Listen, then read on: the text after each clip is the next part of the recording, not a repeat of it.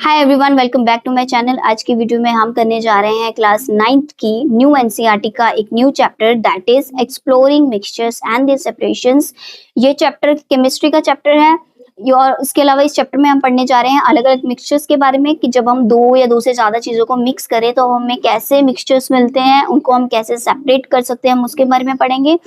और ये चैप्टर एक बहुत छोटा चैप्टर है, इसीलिए हम इसे वन शॉट में कंप्लीट करेंगे। उसके अलावा इस चैप्टर के हम वेरियस न्यूमेरिकल्स, एग्जांपल्स और एक्सरसाइज क्वेश्चंस पे सॉल्व करेंगे। So let's get into the chapter now.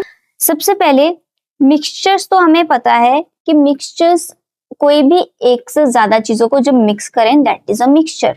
अब मिक्सचर दो तरह के होंगे, homogeneous and heterogeneous. Homogeneous means कि जब भी हम दो चीजों को जब हमने उन्हें मिक्स किया और मिक्स करने के बाद जब हम बता ही नहीं पाए कि उसमें एग्जैक्टली था क्या, हमें देखने में उसमें किसी भी दो या दो से ज्यादा चीजों के अलग अलग पार्टिकल्स नहीं दिखाई दिए। फॉर एग्जाम्पल, हमने पानी में एक चम्मच या एक पिंच सॉल्ट डाला, उसको अच्छे से मिक्स किया, तो जब वो अच्छे से मिक्स हो गया तो क्या हम देख के बता सकते हैं कि इसमें हाँ ये सॉल्ट के पार्टिकल्स दिख गए, कि ये अलग ही हमें सॉल्ट दिखाई दे रहा है बीच में? हम देख के तो नहीं बता पाएंगे, है ना। व्हाइट सॉल्ट की बात करें, अगर आप पिंक सॉल्ट लोगे उसका तो चलो थोड़ा बहुत कलर आएगा ही, लेकिन अगर नॉर्मल व्हाइट सॉल्ट, आप कॉमन सॉल्ट जिसे कहते हैं, अगर आपने वो लिया, उसे मिक्स किया, तो हम नहीं डिफ्रेंशिएट कर पाएंगे, है ना। अब आपने अगर फॉर एग्जांपल पानी में नमक डाल दिया, आपने किसी रैंडम बंदे को जिसको पता ही नहीं है कि आपने उसमें नमक डाल रखा है, उसको अब जाके वो पानी पिला दोगे या दिखा दोगे, तो वो पहले तो उसे देखने में यही लगेगा कि वो सिंपल पानी है ना। वो तो जब उसे पिएगा तब उसे रियलाइज होगा कि हाँ इसमें नमक था। वैसे ही शुगर में भी हो सकता है, शुगर को भी आपने जब पानी में डाला वो भी अच्छे से मिक्स हो जाएगी, उसमें भी अगर किसी और को आप दिखाओगे जाके कि इसमें क्या है तो वो तो प्लेन वाटर ही समझेगा, है ना। तो बेसिकली जो चीजें जिनको आप देख के बता ही नहीं सकते, उन जिन मिक्सचर्स को आप देख के बता ही नहीं सकते कि इसमें एग्जैक्टली कौन कौन सी चीजें मिक्स कर रखी है, क्योंकि वो देखने में तो सिंपल ही लग रहा है, that is a homogeneous mixture. ठीक है, होमोजेनियस में अब ये शुगर और सॉल्ट वाला तो मैंने आपको बता दिया। नेक्स्ट है विनेगर। अब विनेगर जो है, आपने मार्केट से एक विनेगर की बोतल लाई, विनेगर की बोतल के ऊपर से वो लेबल तो विनेगर का आपने हटा दिया, फिर एक किसी रैंडम बंदे को या घर में किसी को जिसको नहीं पता कि वो विनेगर है, उसको आपने बोतल दिखाई, तो वो क्या समझेगा कि बीच में पानी है ना। बट एक्चुअली बीच में क्या है आपको तो पता ही है कि उसमें क्या है, विनेगर। सो विनेगर अब बनता कैसे? विनेगर बनता है कि जब पानी के अंदर हम 5% जो है एसिटिक एसिड डालें तो उससे क्या बनता है, विनेगर। ठीक है, अब विनेगर और वाटर और एसिटिक एसिड को जब आपने मिक्स किया तो वो बनाएगा विनेगर। लेकिन क्या आप विनेगर को देख के बता सकते हो कि इसमें एसिटिक एसिड था कि नहीं? नहीं बता सकते। That is a homogeneous mixture. Homogeneous mixture हो गया कि आप देख के डिफरेंशिएट नहीं कर पाए। नेक्स्ट है कार्बोनेटेड ड्रिंक्स। कार्बोनेटेड ड्रिंक्स मतलब जैसे कोका कोला या स्प्राइट या लिम्का, बेसिकली वो चीजें जिसको खोलने से फिज निकले, वो उनके अंदर क्या होता है, कार्बोनेट। ठीक है, कार्बन डाइऑक्साइड जो है वो डाली जाती है, इसीलिए उनको कार्बोनेटेड ड्रिंक्स बोला जाता है। अब क्या वो ड्रिंक्स के अंदर आप देख के बता दोगे कि इसमें कोई गैस डाली है? मतलब ऑब्वियसली आप खोलोगे तो फिज निकलेगी, वो अलग चीज है, बट नॉर्मल देखने से आपको क्या उसमें गैस के पार्टिकल्स दिखे या कुछ भी ऐसी चीज दिखी जिसे आप देख के बता दोगे कि वो उसमें गैस डाल रखी है? पार्टिकल्स की बात कर रही हूँ, फिज या गैस देख के नहीं। सो अब गैस के भी कोई हमें कुछ चीजें नहीं दिखाई दी है ना उस कोल्ड ड्रिंक के अंदर, that is also homogeneous mixture. So in short overall कोई भी मिक्सचर को देख के जब आप बता ही नहीं पाओ कि उसमें कौन सी चीजें मिक्स कर रखी हैं, या कोई चीज का अलग से आपको पार्टिकल या कुछ नहीं दिखाई अगर दे रहा है, तो अगर नहीं दे रहा तो that is a homogeneous mixture. अब इसी का उल्टा हो जाएगा हेट्रोजेनियस मिक्सचर में। फॉर एग्जाम्पल, पानी का ग्लास लिया, उसके अंदर आपने 1 चम्मच आपने सैंड डाली, रेत डाली, उसको अच्छे से मिक्स किया। मिक्स करने के बाद थोड़ी देर तो वो पानी के अंदर ही घूमते रहेंगे सैंड के पार्टिकल्स, है ना। और थोड़ी देर पे बाद क्या होगा, जब आप उसे बिना डिस्टर्ब किए छोड़ दोगे तो थोड़ी देर बाद तो वो सैंड नीचे सेटल ही हो जाएगी, है ना। तो इस जब आप देख के बता पाओ कि इसमें कोई और चीज मिक्स की हुई है, that is a heterogeneous mixture.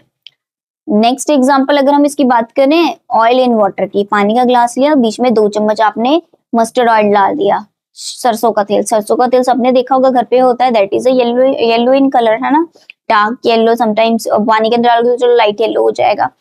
अब पानी के अंदर आपने अच्छे से उसको मिक्स किया, तो जब तक तो आप मिक्स कर रहे हो आपको ना स्टिल आपको उसमें कुछ ऑयल के ड्रॉपलेट्स दिखाई देंगे।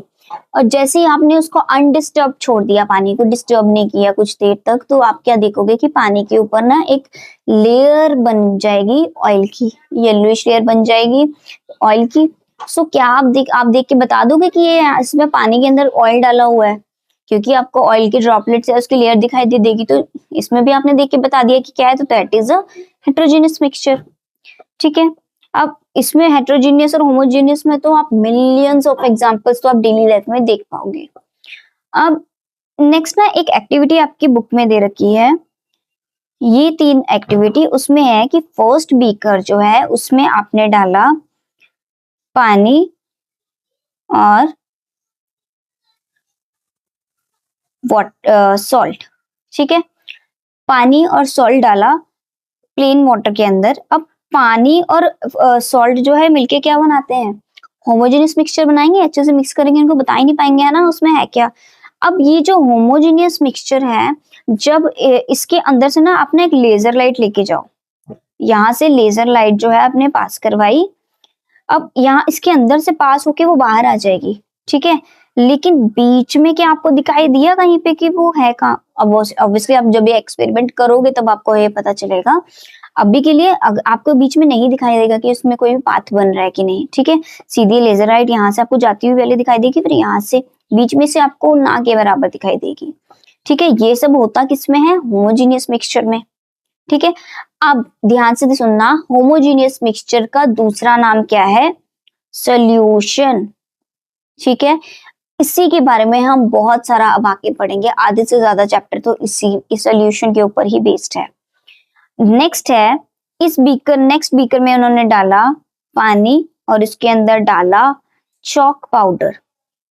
ठीक है, अब ये जो चॉक पाउडर है इसको जब मिक्स किया, अब अगर तो आपने एक्सपेरिमेंट किया फिर तो चलो अच्छी बात है, अगर आपने नहीं किया तो आप खुद अगर सोचो तो क्या वो बहुत सारा चॉक पाउडर थोड़ी देर बाद नीचे सेटल होने लग जाएगा? अच्छे से वो मिक्स नहीं होगा।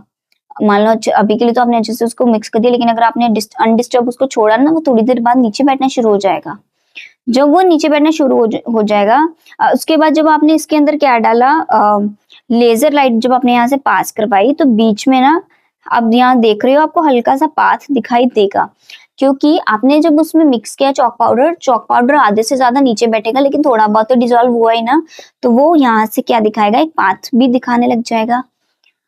अब वो मिक्सचर जिसके अंदर कोई भी चीज डालो और वो नीचे बैठनी शुरू हो जाए, दैट इज कॉल्ड सस्पेंशन। ठीक है, चाहे इसमें आप वो रेत वाला एग्जांपल क्यों ना ले लो, चाहे आप ये चॉक पाउडर वाला क्यों ना ले लो, क्योंकि जो चीजें नीचे बैठनी शुरू हो जाए थोड़े टाइम बाद, दैट इज कॉल्ड सस्पेंशन। अब लास्ट है तीसरा बीकर उन्होंने लिया, इस बीकर के अंदर उन्होंने क्या डाला, वाटर, और उसके अंदर क्या डाला, 1 या 2 चम्मच मिल्क। अब जब मिल्क इसमें डाला, अब अच्छे से आपने मिक्स किया उसे, अच्छे से वो मिक्स तो हुआ, मिल्क अच्छे से मिक्स हो जाएगा, लेकिन क्या हम उससे होमोजेनियस मिक्सचर बोल सकते हैं? नहीं, क्योंकि चाहे मिल्क उसमें अच्छे से मिक्स हो रहा है, लेकिन हम उसे देख के बता देंगे कि उसमें पानी में दूध मिला हुआ है ना, क्योंकि उसका कलर व्हाइटिश हमें शो हो जाएगा। नेक्स्ट चीज है, क्या हम उसे सस्पेंशन बोल सकते हैं? नहीं, क्योंकि मिल्क पार्टिकल अच्छे से मिक्स होएगी, जो मैंने बोला है कि वो फिर वो नीचे बैठेगा क्यों, एक आध पार्टिकल बैठेगा बट मेजरली पार्ट पानी में मिक्स्ड ही होगा, है ना। सो अब उसके अलावा क्या है, ये जो सोल्यूशन है पानी वाला, ये हल्का सा क्लाउडी आपको शो होगा, क्योंकि इसमें मिल्क तो मिक्स हुआ ही है ना, तो वो सोल्यूशन आपको क्लाउडी शो होगा। इसके अंदर से जब लेजर लाइट डालेंगे तो वो लेजर लाइट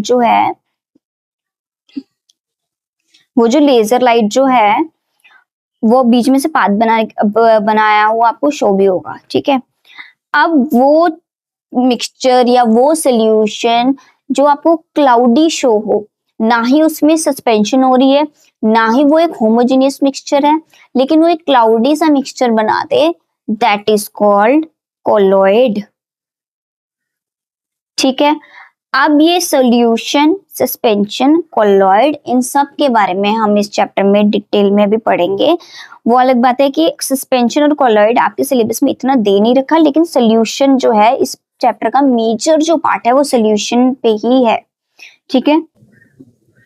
अब हम पढ़ने जा रहे हैं सोल्यूशन के बारे में। तो मैंने तो आपको पहले ही बता दिया कि जो भी होमोजेनियस मिक्सचर हुए, सॉल्ट एंड वाटर या शुगर एंड वाटर या विनेगर, कुछ भी जो होमोजेनियस मिक्सचर थे, मैं तो आपको ऑलरेडी बता चुकी हूँ कि जितने भी होमोजेनियस मिक्सचर है उसका दूसरा नाम क्या था, सोल्यूशन, ठीक है। अब ये जो सोल्यूशन है ये बनता किस किस से है, सॉल्यूट प्लस सॉल्वेंट, इन दोनों को मिलाने से क्या बनता है, सोल्यूशन, ठीक है। अब ये जो सोल्यूट है, ये आपने आई थिंक प्रीवियस क्लास में किया होगा कि ये जो सोल्यूट है ये क्या होता है, वो चीज जिसे हम थोड़ी अमाउंट में किसी दूसरी चीज में मिक्स कर दें, ठीक है। For example water and salt, जो उसमें सॉल्ट है वो क्या है, सॉल्यूट, जिसे हमने थोड़ी मात्रा में, थोड़ी क्वांटिटी में किसी और चीज में मिक्स करें, जिस चीज को हमें मिक्स करना पड़ रहा है that is solute. Sugar and water में भी शुगर क्या है, इसमें सॉल्यूट। विनेगर वाले में भी क्या था, एसिटिक एसिड थोड़ी अमाउंट में वाटर में मिक्स हो रहा था, तो एसिटिक एसिड क्या था, उसमें सॉल्यूट। सो जिस चीज को मिक्स करना पड़े that is solute, that gets dissolved. अब इस सॉल्यूट को जिस चीज के अंदर हमें मिक्स करना पड़ रहा है that is solvent. For example water, water के हम अंदर ही हमने चीनी मिक्स की, वाटर के अंदर ही हमने नमक मिक्स किया, वाटर के अंदर ही हमने एसिटिक एसिड मिक्स किया, वाटर ज्यादा क्वांटिटी में था। सो सॉल्यूट को जिस चीज के अंदर हम मिक्स कर रहे हैं दैट इज अ सॉल्वेंट, ठीक है। अब हम पढ़ेंगे कंसंट्रेशन के बारे में। तो बेसिकली सॉल्यूट कितनी क्वांटिटी में है, सॉल्यूट जो है वो किसी भी सॉल्यूशन के अंदर कितनी क्वांटिटी में हमने मिक्स किया उसे क्या बोलेंगे, कंसंट्रेशन, ठीक है। फॉर एग्जाम्पल हमने पानी के ग्लास में सिर्फ एक चुटकी नमक डाला, तो हम उसमें क्या बोलेंगे कि इसमें ना नमक की जो कंसंट्रेशन है वो कम है। क्यों, क्योंकि नमक की क्वांटिटी कम थी, तो हम बोलेंगे इसमें कि नमक की कंसंट्रेशन कम है। अगर हमने एक गिलास पानी है उसमें बहुत सारा नमक डाल दिया, 8-10 चम्मच नमक डाल दिए, तो हमने क्या बोला कि इसमें नमक की कंसंट्रेशन क्या हो गई, ज्यादा हो गई, क्योंकि क्वांटिटी ज्यादा हुई, ठीक है। सो बेसिकली जब सॉल्यूट की जो क्वांटिटी, कितने अमाउंट में हम अगर ज्यादा डाल रहे हैं चाहे कम डाल रहे हैं, किस में डालेंगे, सॉल्वेंट में। सॉल्वेंट को हम कितनी क्वांटिटी में, सॉल्यूट को हम कितनी क्वांटिटी में सॉल्वेंट के अंदर डाल रहे हैं उसे क्या बोलते हैं, कंसंट्रेशन। फॉर एग्जाम्पल हमारे ना प्रीवियस क्लास में ना एक एक्टिविटी हुआ करती थी छोटी सी, जिसमें होता था कि हमें घर पे बैठ के ओआरएस बनाना है। तो ओआरएस बनता कैसे था, basically 6 I think teaspoon of sugar और 1 टीस्पून सॉल्ट, इनको ना fix quantity, I think water की कोई तो फिक्स क्वांटिटी होती थी उसमें हम मिक्स करते थे और वो क्या बना देता था, ओआरएस, ठीक है। अब अगर तो ये शुगर की, अब शुगर की फिक्स कंसंट्रेशन होती है, ठीक है, मतलब अगर 6 चम्मच बोला तो 6 चम्मच ही हम डालते थे, सॉल्ट की फिक्स कंसंट्रेशन बोली 1 चम्मच बोला तो 1 चम्मच ही डालते थे। लेकिन अगर ये कंसंट्रेशन ऊपर नीचे हुई, शुगर ज्यादा हो गई या सॉल्ट ज्यादा हो गई या कम हो गई, कुछ भी अगर ये हमने ऊपर नीचे किया तो वो ओआरएस नहीं बनता, वो एक सॉल्यूशन बन जाता है रैंडम कोई भी। प्रॉपर ओआरएस बनाना है तो आपको ये फिक्स्ड कंसंट्रेशन ही फॉलो करनी पड़ेगी, ठीक है। एक एग्जांपल और कंसंट्रेशंस की बात करें तो फॉर एग्जांपल पेस्टिसाइड्स, पेस्टिसाइड्स बनाने के लिए क्या होता है, पेस्टिसाइड बेसिकली जो हमारे खेतों में पेस्ट वगैरह होते हैं, जो कीड़े मकोड़े होते हैं, उनको खत्म करने के लिए वहां पेस्टिसाइड्स डाला जाता है, ठीक है। पेस्टिसाइड्स को अब एक वाटर में ना, वाटर में सीधा नहीं डालते, वाटर में मिक्स करके डालते हैं। अब अगर पेस्टिसाइड्स की हमने बहुत सारी क्वांटिटी वाटर के अंदर मिक्स करके हमने खेतों में छिड़कनी शुरू कर दी, तो उससे क्या होगा, कीड़े मकोड़े तो मरेंगे लेकिन फसल भी सड़नी शुरू हो जाएगी। क्यों, क्योंकि पेस्टिसाइड की कंसंट्रेशन बहुत ज्यादा हो गई, पेस्टिसाइड की क्वांटिटी बहुत ज्यादा हो गई, जिससे उसने खेतों को भी हार्म करना शुरू किया। अब अगर इसका उल्टा कर दें, पेस्टिसाइड्स की क्वांटिटी बहुत ही कम कर दें, तो उससे क्या होगा, उसका तो कोई असर ही नहीं होगा खेतों पे, तो चलो हार्म तो उसे नहीं ही करेंगे, लेकिन कीड़े मकोड़ों पे भी कोई, पेस्ट पे भी कोई असर नहीं होगा उसका, ठीक है। सो कंसंट्रेशन जो है बेसिकली किसी भी चीज को बनाने के लिए हमें, अगर तो कोई हमें चीज बनानी है तो उसके लिए हमें फिक्स कंसंट्रेशन चाहिए, ठीक है। अब एक बारी कंसंट्रेशन की डेफिनेशन जो आपकी बुक में है वो है the amount of solute dissolved in a given amount of solvent or a solution is termed as concentration of the solution। यही मैंने आपको बताया कि कितना सॉल्यूट कितने क्वांटिटी में हमने सॉल्वेंट या सोल्यूशन मिक्स किया उससे क्या बोलते हैं कंसंट्रेशन। अब ये जो कंसंट्रेशन है ये हम निकालेंगे कैसे? अगर आपको क्वेश्चन दे रखा है कि इस मिक्सचर में से आप बताओ इस सोल्यूट की कंसंट्रेशन कितनी है वो निकाल के बताओ, ठीक है। तो वो अब निकालते कैसे हैं? वो निकालने का ना आपका ये फॉर्मूला है दैट इज, अब मान लो कोई भी आपको मिक्सचर दे रखा है, ठीक है, उसमें सोल्यूट और सॉल्वेंट दोनों की जो क्वांटिटी है वो आपको ग्राम में या किलोग्राम में दे रखी है, ठीक है, दोनों की। तो आप कौन सा फॉर्मूला लगाओगे? मास बाय मास परसेंटेज का। अब अगर आपको उस कोई एक और मिक्सचर दिया है उसमें सॉल्यूट आपको दे रखा है ग्राम में, सॉल्वेंट आपको दे रखा है ml में, ठीक है, तो इस मामले में आप कौन सा फॉर्मूला लगाओगे? मास बाय वॉल्यूम परसेंटेज का। क्यों? अच्छा, अब ना इस सिचुएशन में ना आप ना मास को क्या मान के चलना? वेट, ठीक है। तो क्योंकि अब सॉल्यूट ग्राम में बोला गया और वॉल्यूम जो है वो ml में, ठीक है, तो इसमें आप अगर आपको एक चीज ग्राम में दे रखी है एक चीज ml में, तो उसमें आप फॉर्मूला लगाओगे मास बाय वॉल्यूम परसेंटेज का। अब अगर आपको सॉल्वेंट और सॉल्यूट दोनों चीजें आपको ml में या लीटर में दे रखी हैं तो उसमें आप फॉर्मूला लगाओगे वॉल्यूम बाय वॉल्यूम परसेंटेज का, ठीक है। अच्छा, अब एक चीज और देखते हैं, मास बाय मास परसेंटेज लिखा है तो इसको ना शॉर्ट में लिखने का जो तरीका है दैट इज, अब परसेंटेज लिखा तो हम पहले परसेंटेज लगाएंगे। अब मास बाय मास एम आया तो इसको क्या लिख देंगे? एम बाय एम, ठीक है। पहला तरीका तो ये ऐसे लिखने का शॉर्ट में। दूसरा, अब क्योंकि मैंने आपको बोला था कि हम इसे मास को हम वेट भी ले सकते हैं, तो अब अगर हम इस सेम चीज को बस एम की जगह डब्ल्यू लिख दें, वेट बाय वेट, ठीक है। नेक्स्ट में क्या है? मास बाय वॉल्यूम परसेंटेज, तो वही पहले परसेंटेज आएगा। अब मास ऊपर है, मास बाय वॉल्यूम, ठीक है। दूसरा सेम वही चीज, मास को हम वेट ले सकते हैं तो डब्ल्यू बाय वी भी लिख सकते हैं, ठीक है। अब ये वॉल्यूम बाय वॉल्यूम परसेंटेज, तो सिंपल परसेंटेज आएगा वी बाय वी, ठीक है। ये थे इनके शॉर्ट फॉर्म्स, मैंने आपको बता दिए। अब इनके बारे में पढ़ेंगे, इन सबके फॉर्मूलाज और इनके कुछ न्यूमेरिकल सॉल्व करेंगे। सबसे पहले है आपके मास बाय मास, यहाँ पर आना था परसेंटेज।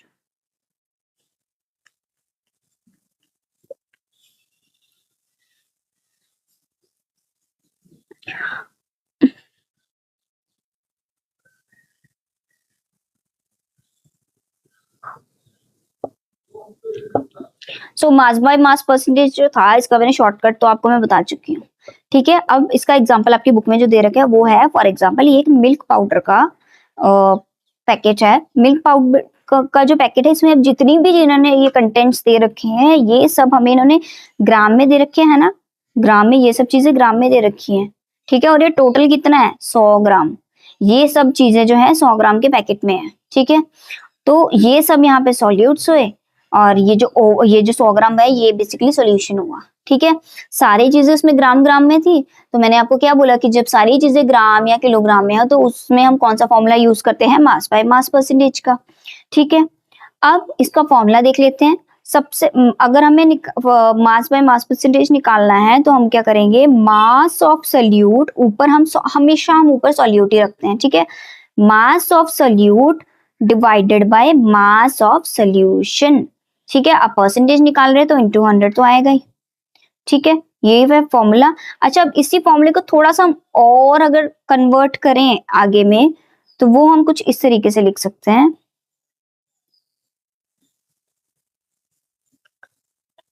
देखो, ऊपर तो रहेगा मास ऑफ सोल्यूट, नीचे हम थोड़ा सा चेंज कर देंगे। अब यहां आएगा मास ऑफ सॉल्यूशन। मैंने आपको बताया था किससे मिलके बनता है?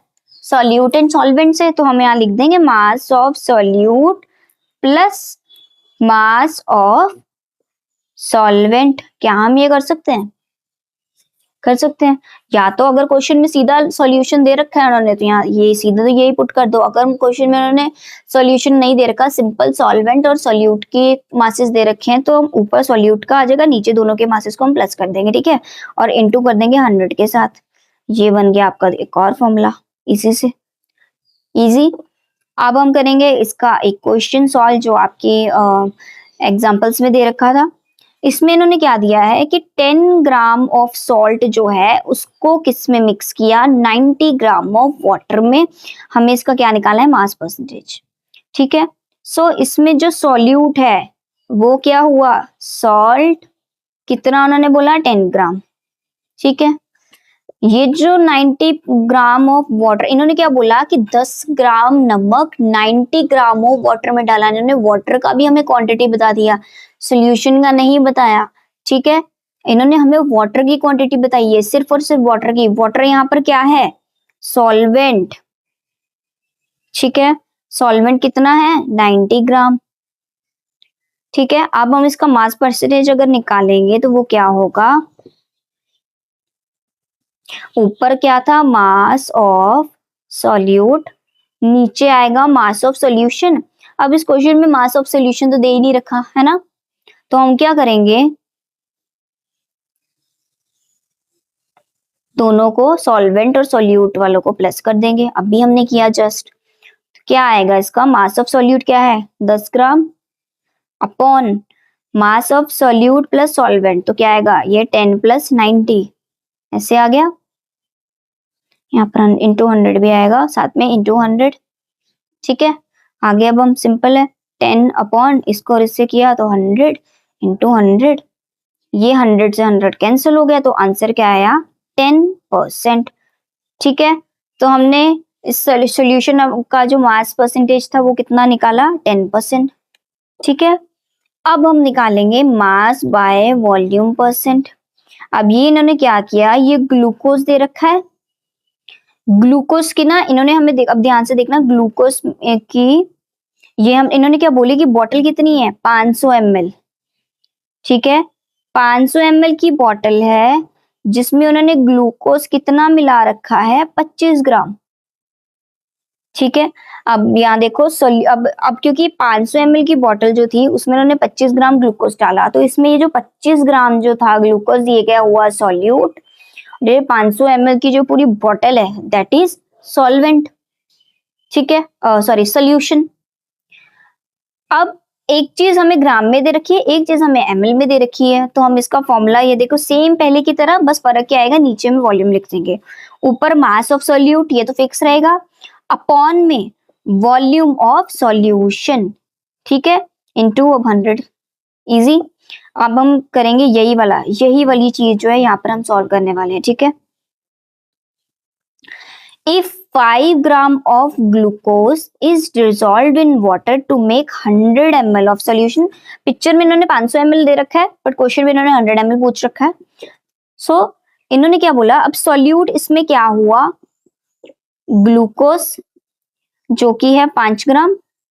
इस बार इन्होंने ना हमें सॉल्वेंट नहीं दे रखा, इस बार इन्होंने सीधा बता दिया कि जो सोल्यूशन है वो कितना हम बनाने वाले हैं, 500 ml, ठीक है।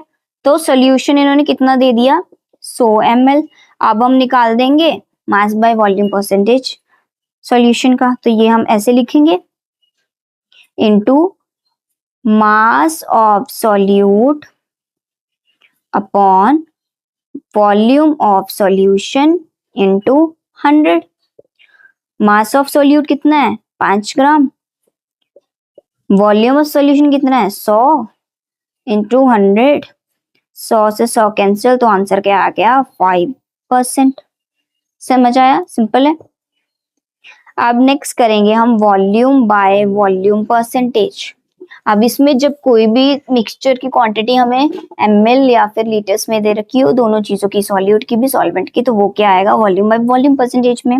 विनेगर वाला ही एग्जांपल, इसमें इन्होंने क्या बोला कि 100 ml की ये पूरी बोतल है, 100 ml की पूरी बोतल में जो है एसिटिक एसिड कितना 5%, इस ml वगैरह नहीं दे रखा, लेकिन यहाँ पर V/V तो दे रखा है ना, तो मतलब ml वगैरह में ही कुछ होगी या क्वांटिटी, ठीक है।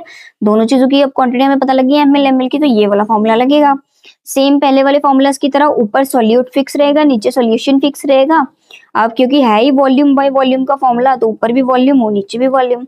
ठीक है, so volume of solute upon volume of solution into 100। अब इससे रिलेटेड हम करेंगे एक एग्जांपल। इन्होंने क्या बोला, 1 ml जो है liquid pesticides is mixed with the sufficient amount of water to form 100 ml of pesticide spray. अब इन्होंने देखो इस बार भी वही किया, सीधा सोल्यूशन का हमें दे रखा है। 1 ml जो है इसमें सॉल्यूट है, ये जो 100 ml है इस इन्होंने क्या बोला कि बनाना है। तो बनाना मतलब कि सॉल्यूशन जो है इन्होंने क्या बोला, जब हम 1 ml जो पेस्टिसाइड है उसको वाटर में जब डालेंगे तो वो 100 ml पेस्टिसाइड स्प्रे बना देगा। मतलब ये 100 ml भी यहाँ पर क्या हुआ, सॉल्यूशन, सॉल्वेंट नहीं हुआ।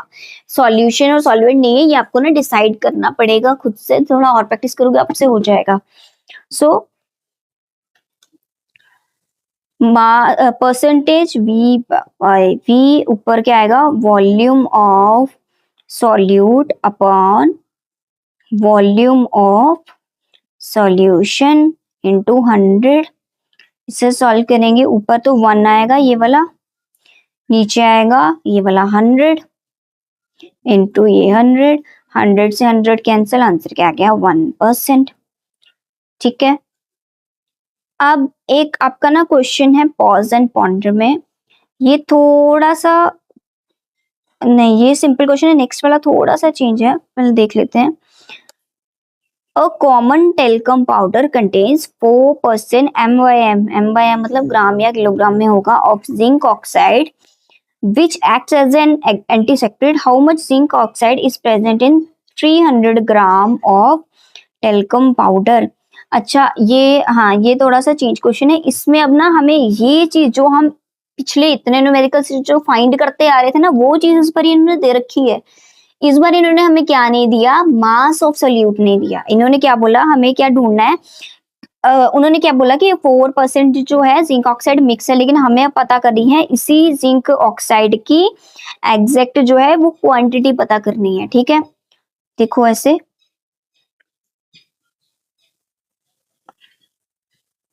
मास बाय मास परसेंटेज इन्होंने दे रखा है हमें 4%। ठीक है, मास ऑफ सॉल्यूशन भी इन्होंने दे रखा है 300 ग्राम।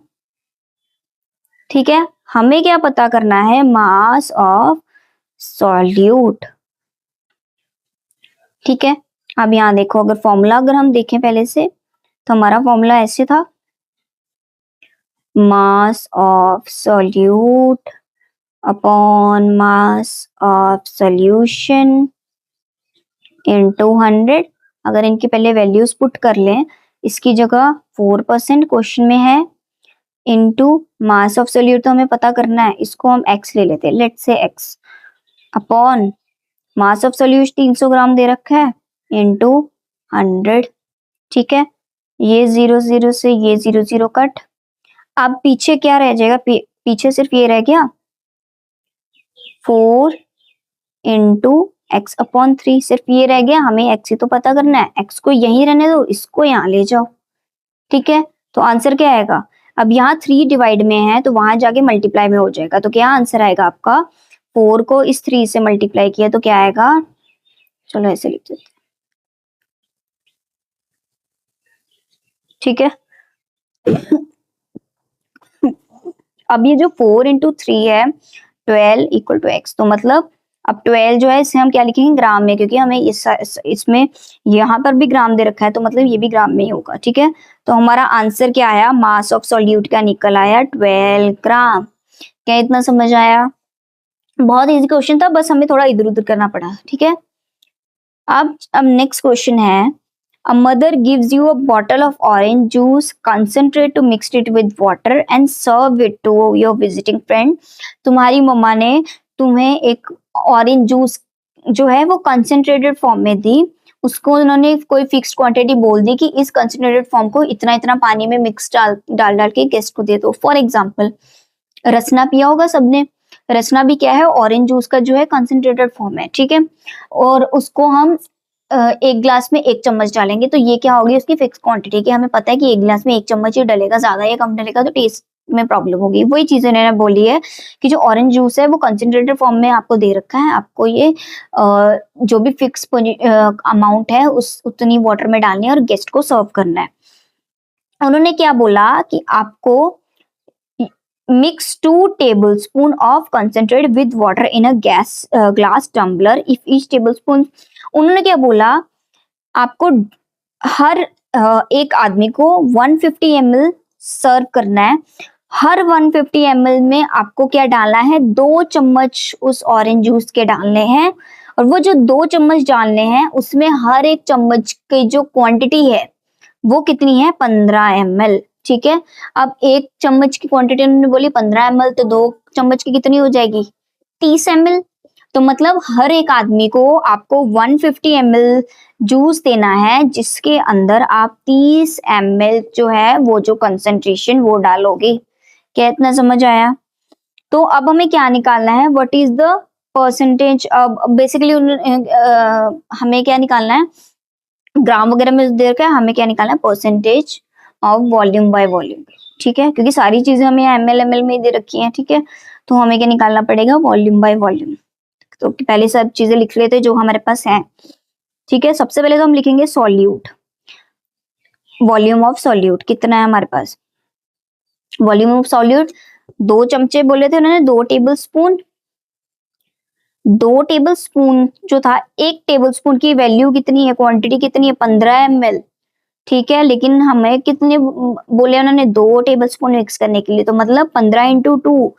ठीक है, 1 चम्मच की ध्यान से समझना, 1 चम्मच में जो है वो कितनी क्वांटिटी है, 15 ml ऑफ ऑरेंज जूस, लेकिन उन्होंने मिक्स करने को कितना बोला है, 2 चम्मच, तो 15 का सीधा डबल कर दो। तो क्या आंसर आया, 2 × 15 = 30 ml। तो क्या आ गया हमारा, वॉल्यूम ऑफ सोल्यूट। अब हम निकालेंगे volume of solution. Volume of solution क्या है, 150 ml। एक हर बंदे को 150 ml देना है। ठीक है, अब हम निकाल देंगे यहीं से वॉल्यूम बाय वॉल्यूम परसेंटेज। तो ये ऐसे आ जाएगा, ऊपर सोल्यूट का लिखना है, नीचे ऊपर आ जाएगा 30। अब मैं बार बार ना फॉर्मूला नहीं लिखूंगी, ऊपर मास वॉल्यूम ऑफ सोल्यूट आ जाएगा तो 30 ml आ गया, नीचे वॉल्यूम ऑफ सोल्यूशन आएगा, नीचे 150 आ गया, इंटू 100। ये फॉर्मूला में होता है। इस चाहे आप इस 0 को इस 0 से काट दो, क्या आएगा आंसर, 1/5। इस 5 को आप यहां से कट कर दो, आंसर क्या आएगा, 20। तो आंसर क्या आ गया आपका, 20%। क्या इतना समझ आया, 20% क्या आ गया आपका यहाँ पर आंसर। इजी था थोड़ा सा, इन्होंने बस कंफ्यूज करने के लिए आपको 1 चम्मच 2 चम्मच 15 ml ये सब दिए रखा था, बाकी ये सीधा सीधा क्वेश्चन था। ठीक है, अब नेक्स्ट क्वेश्चन है, ये कोई न्यूमेरिकल नहीं है, थोड़ा सा ओरल है या जस्ट नॉर्मल क्वेश्चन है, वो भी आपको कंफ्यूज करने के लिए। इसका आंसर आपके क्वेश्चन में ही है। विनेगर जो है मैंने आपको बताया था कैसे बनता है, 5% एसिटिक एसिड को वाटर में मिलाने से। अच्छा, अब इन्होंने क्या बोला है कि एक ना ग्लेशियल एसिटिक एसिड होता है जिसमें क्या होता है 100% एसिटिक एसिड। ठीक है, तो उन्होंने क्या बोला कि आप कितना ग्लेशियल एसिटिक एसिड पानी में डालोगे कि आपका विनेगर बन जाए। ठीक है, तो यहाँ पर हमें पता है कि हमें वाटर में कितना हमें एसिटिक एसिड डालना पड़ता है, 5%।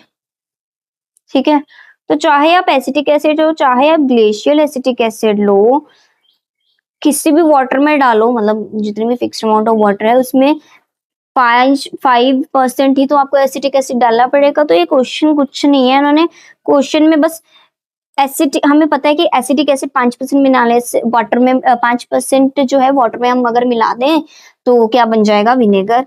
सेम उन्होंने इसी को घुमा के एसिडिक एसिड की जगह बस ग्लेशियल एसिडिक एसिड पूछ लिया है। तो उसमें भी क्या है, चाहे वो ग्लेशियल एसिडिक एसिड हो चाहे वो नॉर्मल एसिडिक एसिड हो, उसे हम अगर पानी में डालेंगे विनेगर बनाने के लिए तो हर बारी 5% ही डालेंगे। ठीक है, तो ये क्वेश्चन यही था कि कितना हम डालेंगे, 5%।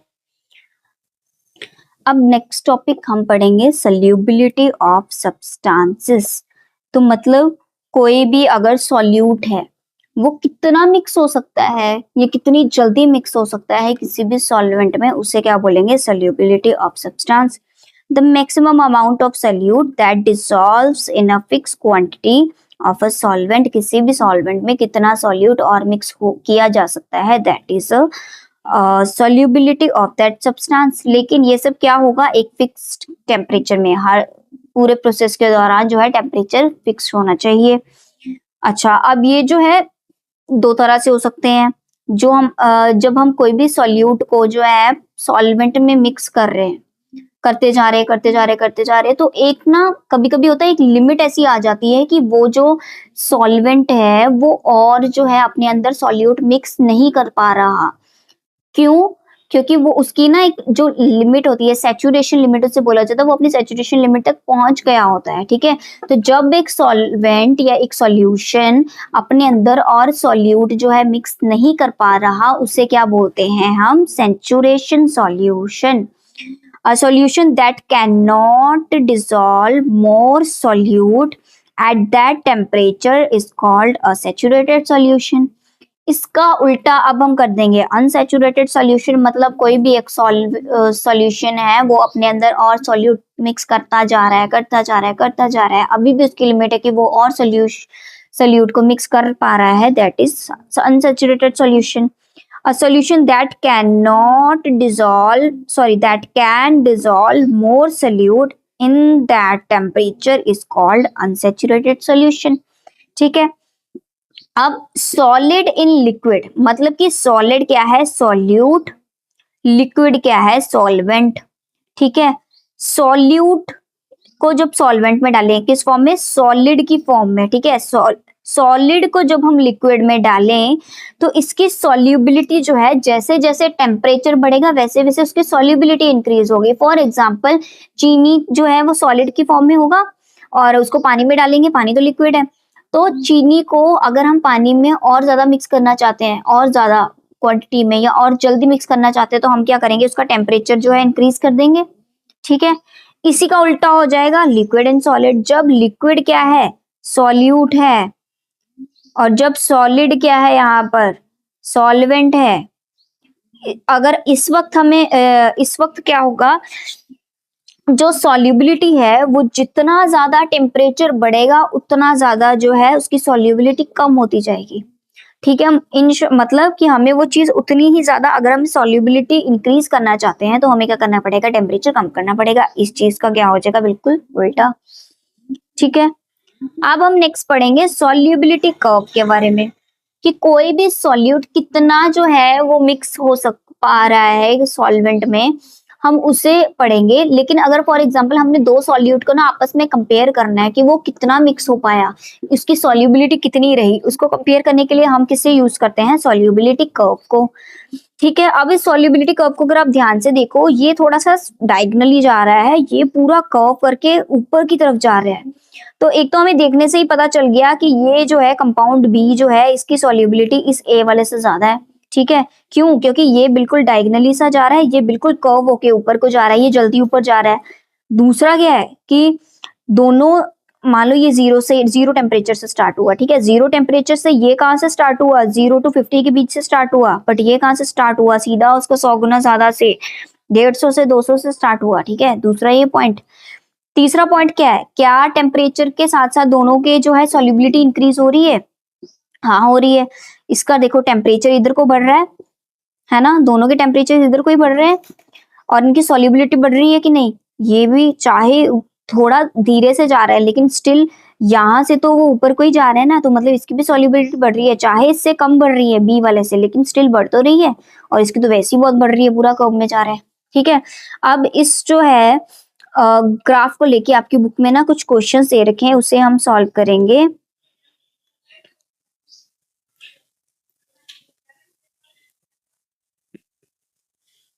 सो फर्स्ट क्वेश्चन है कि ये जो है कंपाउंड ए, ये जो कंपाउंड है ये हमें बताना है कि ये जो 20 डिग्री जो है, ये 20 डिग्री वाला जो है, 20 डिग्री टेम्परेचर, इस टाइम पे इसकी सॉल्युबिलिटी, कंपाउंड ए की सॉल्युबिलिटी ज्यादा है या कम है, किसके कंपैरिजन से, यहाँ पर 60 डिग्री वाली सॉल्युबिलिटी पे। ठीक है, तो हमें बताना है कि हमने दो उठाए, 20 डिग्री और ये 60 डिग्री वाले पे जो भी सॉल्युबिलिटीज थी वो हमने देखी। अब सिर्फ ग्राफ को देख के हमें बताना है कि बताओ कि ये जो 20 डिग्री के टाइम पर सॉल्युबिलिटी थी जो है वो 60 वाले से ज्यादा थी या कम थी। तो देखने से पता चल रहा है कि इस 20 वाले की सॉल्युबिलिटी यहाँ पर क्या थी, कम थी, ठीक है, क्योंकि यहाँ पर बिल्कुल नीचे और यहाँ को वो ऊपर को जा रहा है ना, तो इसलिए यहाँ पर क्या थी, कम थी। So the solubility of the compound A in water at 20 degree Celsius is less than its solubility at 60 degree. अब ये सेम चीज उन्होंने कंपाउंड बी में भी पूछी है कि बताओ ये जो है ये 20 वाला है और ये जो है ये 60 वाला है, तो बताओ ये 20 डिग्री के टाइम पर इसकी सॉल्युबिलिटी ज्यादा थी या 60 डिग्री के टाइम पर सॉल्युबिलिटी ज्यादा थी? तो कहाँ पर ज्यादा है, 60 वाले पे। बट हालांकि क्वेश्चन में कंपैरिजन ये है कि बताओ कि 20 वाले की जो है सॉल्युबिलिटी पहले वाले की तरह सेम ज्यादा है या कम है, किसके कंपैरेटिव में, 60 डिग्री के कंपैरेटिव में। तो देखने से पता चल रहा है कि 20 वाले की यहाँ पर क्या है, सॉल्युबिलिटी 60 वाले से जो है कम है। क्यों कम है? क्योंकि वो यहीं पर है और इसके बाद तो ग्राफ बढ़ता ही जा रहा है ना, तो 20 के टाइम पर क्या थी, सॉल्युबिलिटी कम थी। तीसरा क्वेश्चन क्या है कि बताओ कंपाउंड ए की सॉल्युबिलिटी ज्यादा है या बी की ज्यादा है, ठीक है, तो किसकी ज्यादा, देखने से पता चल रहा है ये ज्यादा कर्व में ज्यादा ऊपर को जा रहा है, तो कंपाउंड बी की ज्यादा है as compare to compound A, ठीक है। The solubility of compound B increases more than A, वही की बी की ज्यादा है ए से, ठीक है। नेक्स्ट है, हम अब मेथड्स पढ़ने जा रहे हैं कि जितने भी हमने होमोजीनियस मिक्सचर्स पढ़े थे, ठीक है, होमोजीनियस कौन से थे, जिसमें मिक्सचर्स को जब हम मिक्स करें, सॉल्यूशन बना दें, उसके बाद हमें पता ही ना चले, हम डिस्टिंग्विश ना कर पाएंगे बीच में क्या चीज मिक्स थी, जो अच्छे से मिक्स हो रही थी, उनको अब हम सेपरेट कैसे करें, उनके हम पढ़ेंगे कुछ मेथड्स। अब होमोजीनियस में हमारी बुक में, हमारे सिलेबस में 3 मेथड से रखे हैं। क्रिस्टलाइजेशन से हम अलग कर सकते हैं, डिस्टिलेशन से एंड पेपर क्रोमेटोग्राफी से। सबसे पहले हम पढ़ेंगे क्रिस्टलाइजेशन। क्रिस्टलाइजेशन क्या है? क्रिस्टल से पता चलता है कि क्रिस्टलाइजेशन, क्रिस्टल बनाने, क्रिस्टल्स मींस कण बनाने। फॉर एग्जांपल ये दे रखा है आपको रॉक सॉल्ट। रॉक सॉल्ट मतलब रॉक सॉल्ट क्या होता है? नेचुरली अकरिंग सॉल्ट होता है, जो कि हमारे नॉर्मल सॉल्ट से जिसके कण जो है थोड़े से बड़े होते हैं, ठीक है। उसके अलावा मिश्री, मिश्री भी क्या है, एक तरह के क्रिस्टल्स ही तो है, सबकी फॉर्म सेम होती है शेप। क्रिस्टल जितने भी मिश्री के जो क्रिस्टल्स है या कण है, सारे क्यूब की शेप में होते हैं। हालांकि रॉक सॉल्ट के इरेगुलर होते हैं, बट मिश्री के तो बिल्कुल क्यूब होते हैं, है ना। सो क्रिस्टलाइजेशन से क्या बनता है? क्रिस्टल्स बनते हैं, ठीक है। क्रिस्टल्स क्या होते हैं? That is made up of particles arrange in a regular geometry की कोई ज्योमेट्रिकल कोई भी पैटर्न हो सकता है, ठीक है। रॉक सॉल्ट में हम इतना, रॉक सॉल्ट में भी ऑफ कोर्स होगी कोई ना कोई ज्योमेट्रिकल शेप, बट इतना हम ध्यान से नहीं देख सकते। मिश्री भी तो हम ध्यान से देख ही सकते हैं कि क्यूबॉइड की शेप में होता है या क्यूब की शेप में होता है। अच्छा, अब ये जो क्रिस्टलाइजेशन है ये होती किन सॉल्यूशंस में है? सैचुरेटेड सॉल्यूशंस में। सैचुरेटेड सॉल्यूशंस कौन से होते थे? सैचुरेटेड सॉल्यूशंस कौन से होते थे? जिनके अंदर और कैपेबिलिटी नहीं होती थी और सोल्यूट मिक्स करने की, मतलब वो सॉल्यूशन जो अपने अंदर और सोल्यूट मिक्स नहीं कर पाते थे, उनको क्या बोलते थे हम? सैचुरेटेड सॉल्यूशन, ठीक है। अब ये जो सैचुरेटेड सॉल्यूशन है, इनको क्या करेंगे हम? ठंडा करेंगे, ठीक है। मतलब ऑब्वियसली पहले क्रिस्टलाइजेशन का प्रोसेस वगैरह होगा, उसके बाद एंड में क्या होगा, उनको जब हम ठंडा करेंगे तो वो क्या बना देंगे? क्रिस्टल। किस चीज के क्रिस्टल बनाएंगे? जो हमने बीच में सोल्यूट डाला था ना, उसी चीज को हम सैचुरेटेड मिक्सचर से बाहर निकालेंगे। कैसे निकालेंगे? सैचुरेटेड मिक्सचर को जो है ठंडा करके, उससे क्या होगा, उसमें से क्रिस्टल्स बाहर आएंगे और वो क्रिस्टल्स क्या होंगे? वही सोल्यूट जो हमने शुरू में मिक्स किए थे, ठीक है। अच्छा, उसके अलावा ना क्रिस्टल्स आपकी बुक में दे रखा है कि क्रिस्टल्स ना कुछ तो वो क्रिस्टल्स होते हैं जो हम बनाते हैं, ठीक है। फॉर एग्जांपल अब हम एक्टिविटी करेंगे वो क्रिस्टलाइजेशन वाली, वो हम कर रहे हैं, ह्यूमंस कर रहे हैं। कुछ क्रिस्टल्स जो होते हैं ना वो ना नेचुरली पाए जाते हैं। फॉर एग्जांपल कुछ ये जो है ना गुफाएं होती हैं, केव्स होती हैं या माइंस होती हैं, उनमें अंदर क्या है? स्नो जो है अपने आप ही वहां जो क्रिस्टल्स जो है स्नो वाली फॉर्म में लगे होते हैं। दूसरा क्या होता है? क्वार्ट्ज। क्वार्ट्ज जो है इस शेप के, ये भी जो है आइस से ही होंगे, ये कुछ इस शेप में होते हैं। ये सब भी क्या होते हैं? क्रिस्टल्स। ये सब कौन से क्रिस्टल्स होंगे? Natural crystals. अब हम करते हैं क्रिस्टलाइजेशन के प्रोसेस के बारे में पढ़ेंगे, जो एक्चुअली इसमें जो क्रिस्टल्स निकलेंगे वो ह्यूमंस की हेल्प से निकलेंगे, ठीक है। तो सबसे पहले जो मैंने तो आपको पहले बता दिया कि सैचुरेटेड सॉल्यूशन जो है वो क्या करेगा? क्रिस्टलाइजेशन करेगा, क्रिस्टल्स बनाएगा। कब बनाएगा? जब हम उसे ठंडा करेंगे, ठीक है। सैचुरेटेड सॉल्यूशन जब क्रिस्टलाइजेशन करता है तो वो क्या निकालेगा? उसमें अपने अंदर से क्रिस्टल्स अब ये जो क्रिस्टल्स है ये कौन से क्रिस्टल्स होंगे? ये वही क्रिस्टल्स होंगे जो हमने सॉल्यूट की फॉर्म में जो पहले मिला रखे होंगे बीच में। ठीक है, फॉर एग्जाम्पल हमने क्या किया, हम ना पानी के अंदर नमक डालते जा रहे हैं। अब वो जो नमक है वो क्या था? सॉल्यूट था। पानी के अंदर हमने नमक डालते गए। फॉर एग्जांपल एक टाइम के बाद ना ऐसी सिचुएशन आ गई, let's take an hypothetical situation कि वो जो कुछ टाइम बाद ही ना सैचुरेशन आ गई। ठीक है, सैचुरेशन रीच हो गई और उसमें नमक मिक्स ही नहीं हो रहा है। तो हम क्या करेंगे, हम उस सॉल्यूशन को ना ठंडा करेंगे, उसकी क्रिस्टलाइजेशन निकालेंगे और उसमें से क्या होगा, बाद में क्रिस्टल्स की फॉर्म में क्या बाहर निकलेगा? नमक। वही नमक जो हमने पहले उसके अंदर डाला था। ठीक है, तो क्रिस्टल्स की फॉर्म में क्या निकाला जाता है? लास्ट में सॉल्यूट ही निकाला जाता है जो हमने डाला था। अब ये तो होगी सैचुरेटेड सॉल्यूशन की बात। अब मान लो आपको दे रखा है कोई अनसैचुरेटेड सॉल्यूशन, तब क्या करोगे? तब आप क्या करोगे? अच्छा, अब अनसैचुरेटेड, अब ध्यान से सोचना कि कोई भी अनसैचुरेटेड सॉल्यूशन जो पहली बात वो होता क्या था, जो अपने अंदर जो है और ज्यादा जो है सॉल्यूट मिक्स करता ही जा रहा है। ऑब्वियसली वो क्यों करा जा रहा है? फॉर एग्जाम्पल ये जो है पानी है, इतना इतना पानी है और उसके अंदर ना इतना पानी है और उसके अंदर ना आप शुगर डालते जा रहे हो और अभी भी वो उसमें इतनी कैपेबिलिटी है कि आप और शुगर डाल सकते हो, मतलब ये अभी तक अनसैचुरेटेड है। इसको ना आप चाहते हो कि अब इस सोल्यूशन को आप जल्दी जल्दी आप सैचुरेटेड करना चाहते हो, तो क्या करोगे? एक तरीका तो है कि आप और शुगर डालते जाओ और वेट कर रहे हो जब तक वो सैचुरेटेड हो जाए। दूसरा तरीका क्या है जल्दी करने के लिए? आप क्या करोगे, इसको इवेपोरेट करना शुरू कर दोगे पानी को, ताकि जो पानी है ज्यादा से ज्यादा वो भाप बन के उठ जाए और पानी कम हो जाए और सैचुरेशन वाली जो स्टेज जल्दी आ जाए। तो कर सकते हो। तो अनसैचुरेटेड सॉल्यूशन को जब आप इवेपोरेट करोगे तो वो क्या बन जाएगा? Saturated solution. और आगे तो वही कंटिन्यू होगा प्रोसेस, सैचुरेटेड सॉल्यूशन को ठंडा करोगे तो वो क्या कर देगा? क्रिस्टलाइजेशन। ठीक है, अब आपकी बुक में ये दे रखा है क्रिस्टलाइजेशन का प्रॉपर प्रोसेस। अब इस प्रोसेस के अकॉर्डिंग ये जो ना एक एक्टिविटी है, जो एक्सपेरिमेंट है, आई थिंक आपको क्लासेस लेबोरेटरी में ले जाके भी आपको करवाई जाएगी। और यही सेम प्रोसेस जो आपको 11th क्लास में भी करवाया जाएगा दोबारा से। अभी के लिए तो इस एक्सपेरिमेंट के अकॉर्डिंग हम कौन से क्रिस्टल्स निकालने वाले हैं? कॉपर सल्फेट के क्रिस्टल्स। ठीक है, कैसे निकालेंगे? उन्होंने क्या बोला कि आप क्या लोगे, एक बीकर, उस बीकर के अंदर आप डालोगे 1 ग्राम कॉपर सल्फेट का सोल्यूशन। ठीक है, सोल्यूशन डाला और उसके अंदर फिर कॉपर सल्फेट डाला और इसी के अंदर आपने क्या डाल दिया? 25 ml पानी डाल दिया और कुछ बूंदे डाल दी सल्फ्यूरिक एसिड की। ठीक है, ये रहा बीकर, 100 ml वाला ये बीकर लिया, उसमें क्या डाला? 1 ग्राम कॉपर सल्फेट, 250 ml जो है पानी डाला और कुछ ड्रॉप्स जो है आपने सल्फ्यूरिक एसिड की डाल दी। ठीक है, ये तीनों आपने क्या किया? बीकर के अंदर डाला। उसके बाद आप क्या करते गए? आप धीरे धीरे ना उसको स्टर करते गए और गर्म करते गए। कब तक करते गए?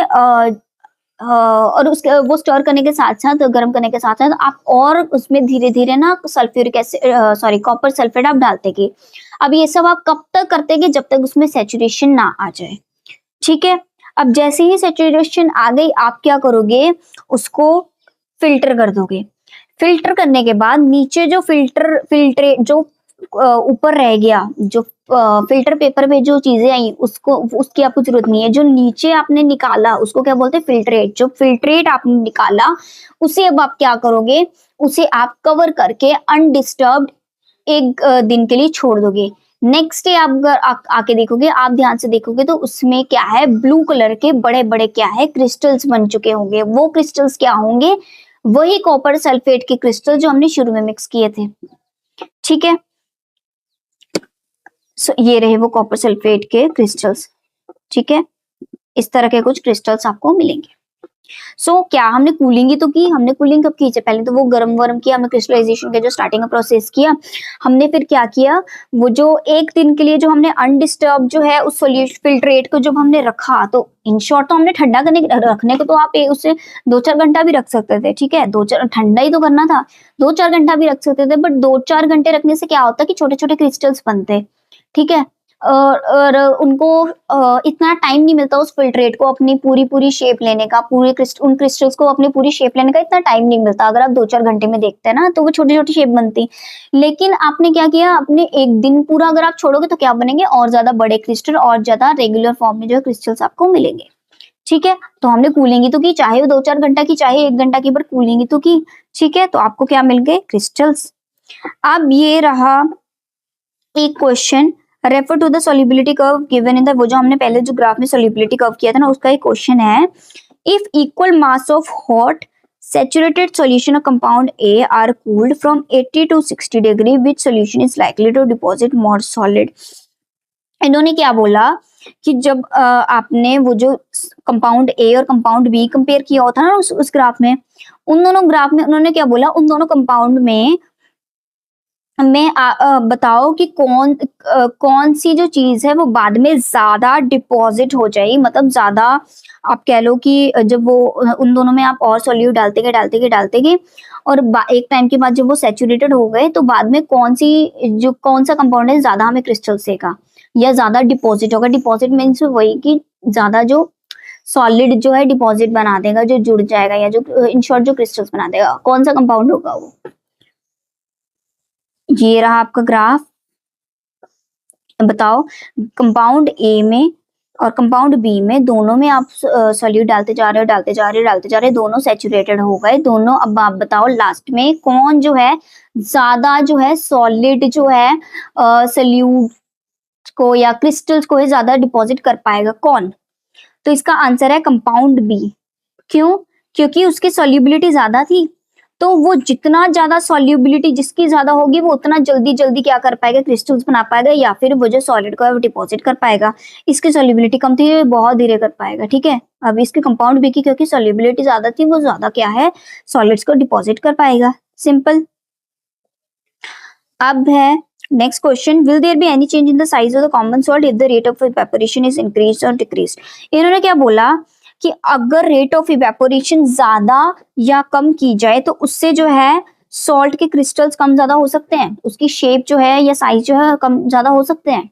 तो आंसर क्या है कि हाँ हो सकते हैं। For example rate of evaporation बहुत ज्यादा हो रही है, बहुत जल्दी हो रही है, तो क्या उस कॉमन सॉल्ट की जो साइजेस है उनको टाइम मिलेगा अपनी शेप लेने का, नहीं मिलेगा। सो रेट ऑफ इवेपोरेशन अगर ज्यादा हुई तो क्या होगा, साइज जो है वो कम होने लग जाएगा, कम ही होगा, इसलिए उन्हें ज्यादा टाइम मिलेगा नहीं। इसी का उल्टा अगर रेट ऑफ इवेपोरेशन बहुत कम या धीरे हो रही है तो उतना ज्यादा टाइम मिलेगा साइज को बड़ा या फिर रेगुलर बनेगा। ठीक है, अब नेक्स्ट प्रोसेस है डिस्टिलेशन। ठीक है, पहले क्या था, हम लोग क्या कर रहे थे, सॉलिड वाली कोई भी सॉल्यूट था उसे पानी में मिक्स करते थे या किसी भी चीज पे मिक्स करते थे, और बाद में क्या बनते थे, वही चीजें जो है क्रिस्टल की फॉर्म में, सॉलिड की फॉर्म में हम मिक्स कर रहे थे और बाद में सॉलिड की फॉर्म में हमें मिल रहे थे। अब हम बात करेंगे कि कोई भी सॉल्यूट को हमने लिक्विड की फॉर्म में डाला और वो लिक्विड की फॉर्म में ही हमें एंड में वापस मिला। कैसे, इसमें क्या होता है, ये एक homogeneous mixture of two miscible liquid. Miscible liquid क्या होता है, कोई दो ऐसे लिक्विड जिनको हम मिक्स करें और बाद में हम डिफरेंशिएट ही ना कर पाए कि बीच में था क्या। ठीक है, फॉर एग्जाम्पल वही एसिटिक एसिड और वाटर वाला जो क्या बनाते थे मिलके, विनेगर। ठीक है, अब एसिडिक एसिड और वाटर को हमने मिक्स किया तो हम नहीं बता सकते ना बीच में क्या है, तो उसको क्या बोलेंगे, मिक्सिबल लिक्विड। ठीक है, अब हमने ये है तो होमोजेनियस मिक्सचर ही, तो क्या है होमोजेनियस। अब होमोजेनियस मिक्सचर तो सॉलिड वालों के भी तो होते थे ना, तो अगर होमोजेनियस मिक्सचर में हम सिर्फ लिक्विड की बात करें तो हम क्या बात कर सकते हैं, मिक्सिबल लिक्विड की। ठीक है, तो इन मिक्सिबल, ये जो मिक्सिबल लिक्विड है इनको करते कैसे हैं, इन दो मिक्सिबल लिक्विड अब अगर वो आपस में मिक्स है उनको अब अलग अलग कैसे करेंगे, हम वो प्रोसेस पढ़ेंगे। उस प्रोसेस को क्या बोलते हैं, डिस्टिलेशन। ठीक है, अब इस प्रोसेस में ना एक कंडीशन है। एक कंडीशन तो ये है कि कोई भी दो लिक्विड को या दो मिक्सिबल लिक्विड को जिनसे हमें अलग अलग करना है उन दोनों के ना बॉइलिंग पॉइंट अलग अलग होने चाहिए। ठीक है, ये एक इनकी कंडीशन है। अब देखते हैं कि इसमें होता क्या है। अच्छा, एक चीज और, हमने वो तो देख लिया कि दोनों की चलो बॉइलिंग पॉइंट अलग अलग होने चाहिए, पर कम से कम उनमें 25 डिग्री सेल्सियस का जो है गैप होना चाहिए। अब मैंने आपको बताया कि acetone sorry acetic acid, acetic acid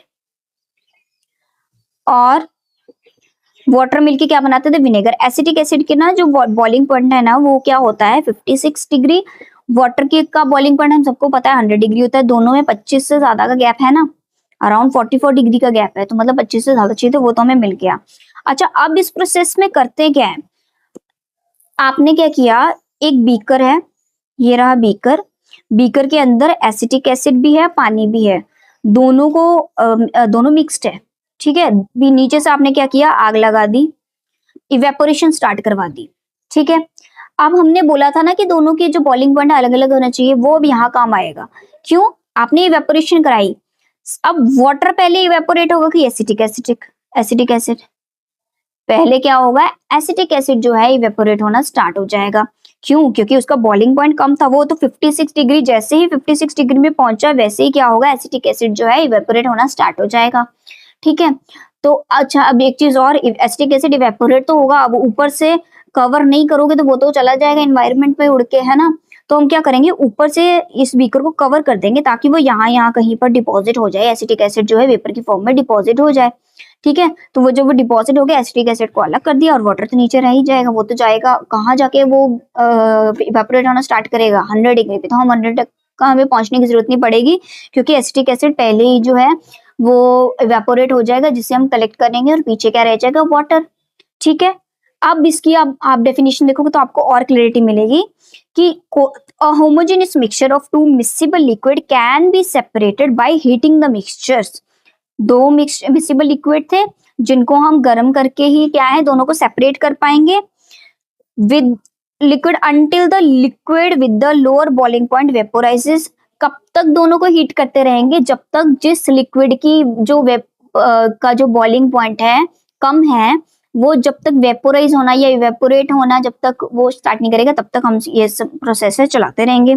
the vapour is then cooled, और वो जो वेपर जो हमने ऊपर डिपॉजिट कराया उसको क्या करेंगे, बाद में ठंडा करेंगे, और बाद में वो क्या है, लिक्विड में कन्वर्ट हो जाएगा, ठीक है। और इस प्रोसेस को क्या बोलते हैं, डिस्टिलेशन। क्या समझ आया, इसे हम देखेंगे थोड़ा सा, और आपकी जो बुक में जो है सेटअप दे रखा है उसकी हेल्प से। आपके यही जो एसीटोन और वाटर वाला था वही था, मैंने थोड़ा आपको सिंपलीफाई करके बताया था, बट प्रॉपर हम अगर हम सेटअप देखें तो उसको हम देख के समझते हैं। ये था बीकर, इसके अंदर क्या डाला है, एसीटोन और वाटर का मिक्सचर, नीचे वायर गॉज लगा रखी है, नीचे से फायर लगा रखी है, तो यहाँ पर क्या हो रहा है, इवेपोरेट। ऊपर लगा रखा है थर्मामीटर, क्यों, ताकि हमें टेम्परेचर पता चल जाए कि किस टेम्परेचर पे पहुंच चुके हैं। जैसे ही 56 पे पहुंचे, ये जो एसीटोन जो है इवेपोरेट होना स्टार्ट करेगा, इवेपोरेट होके यहाँ से तो बाहर नहीं निकल पाएगा क्योंकि यहाँ से बंद है, यहाँ से पाइप लगी है, तो यहाँ से वो जो है बाहर आए, यहाँ पर जो है वेपर्स इसके बनना स्टार्ट हो जाएंगे, है ना, यहाँ पर कहीं पर आते जाएंगे।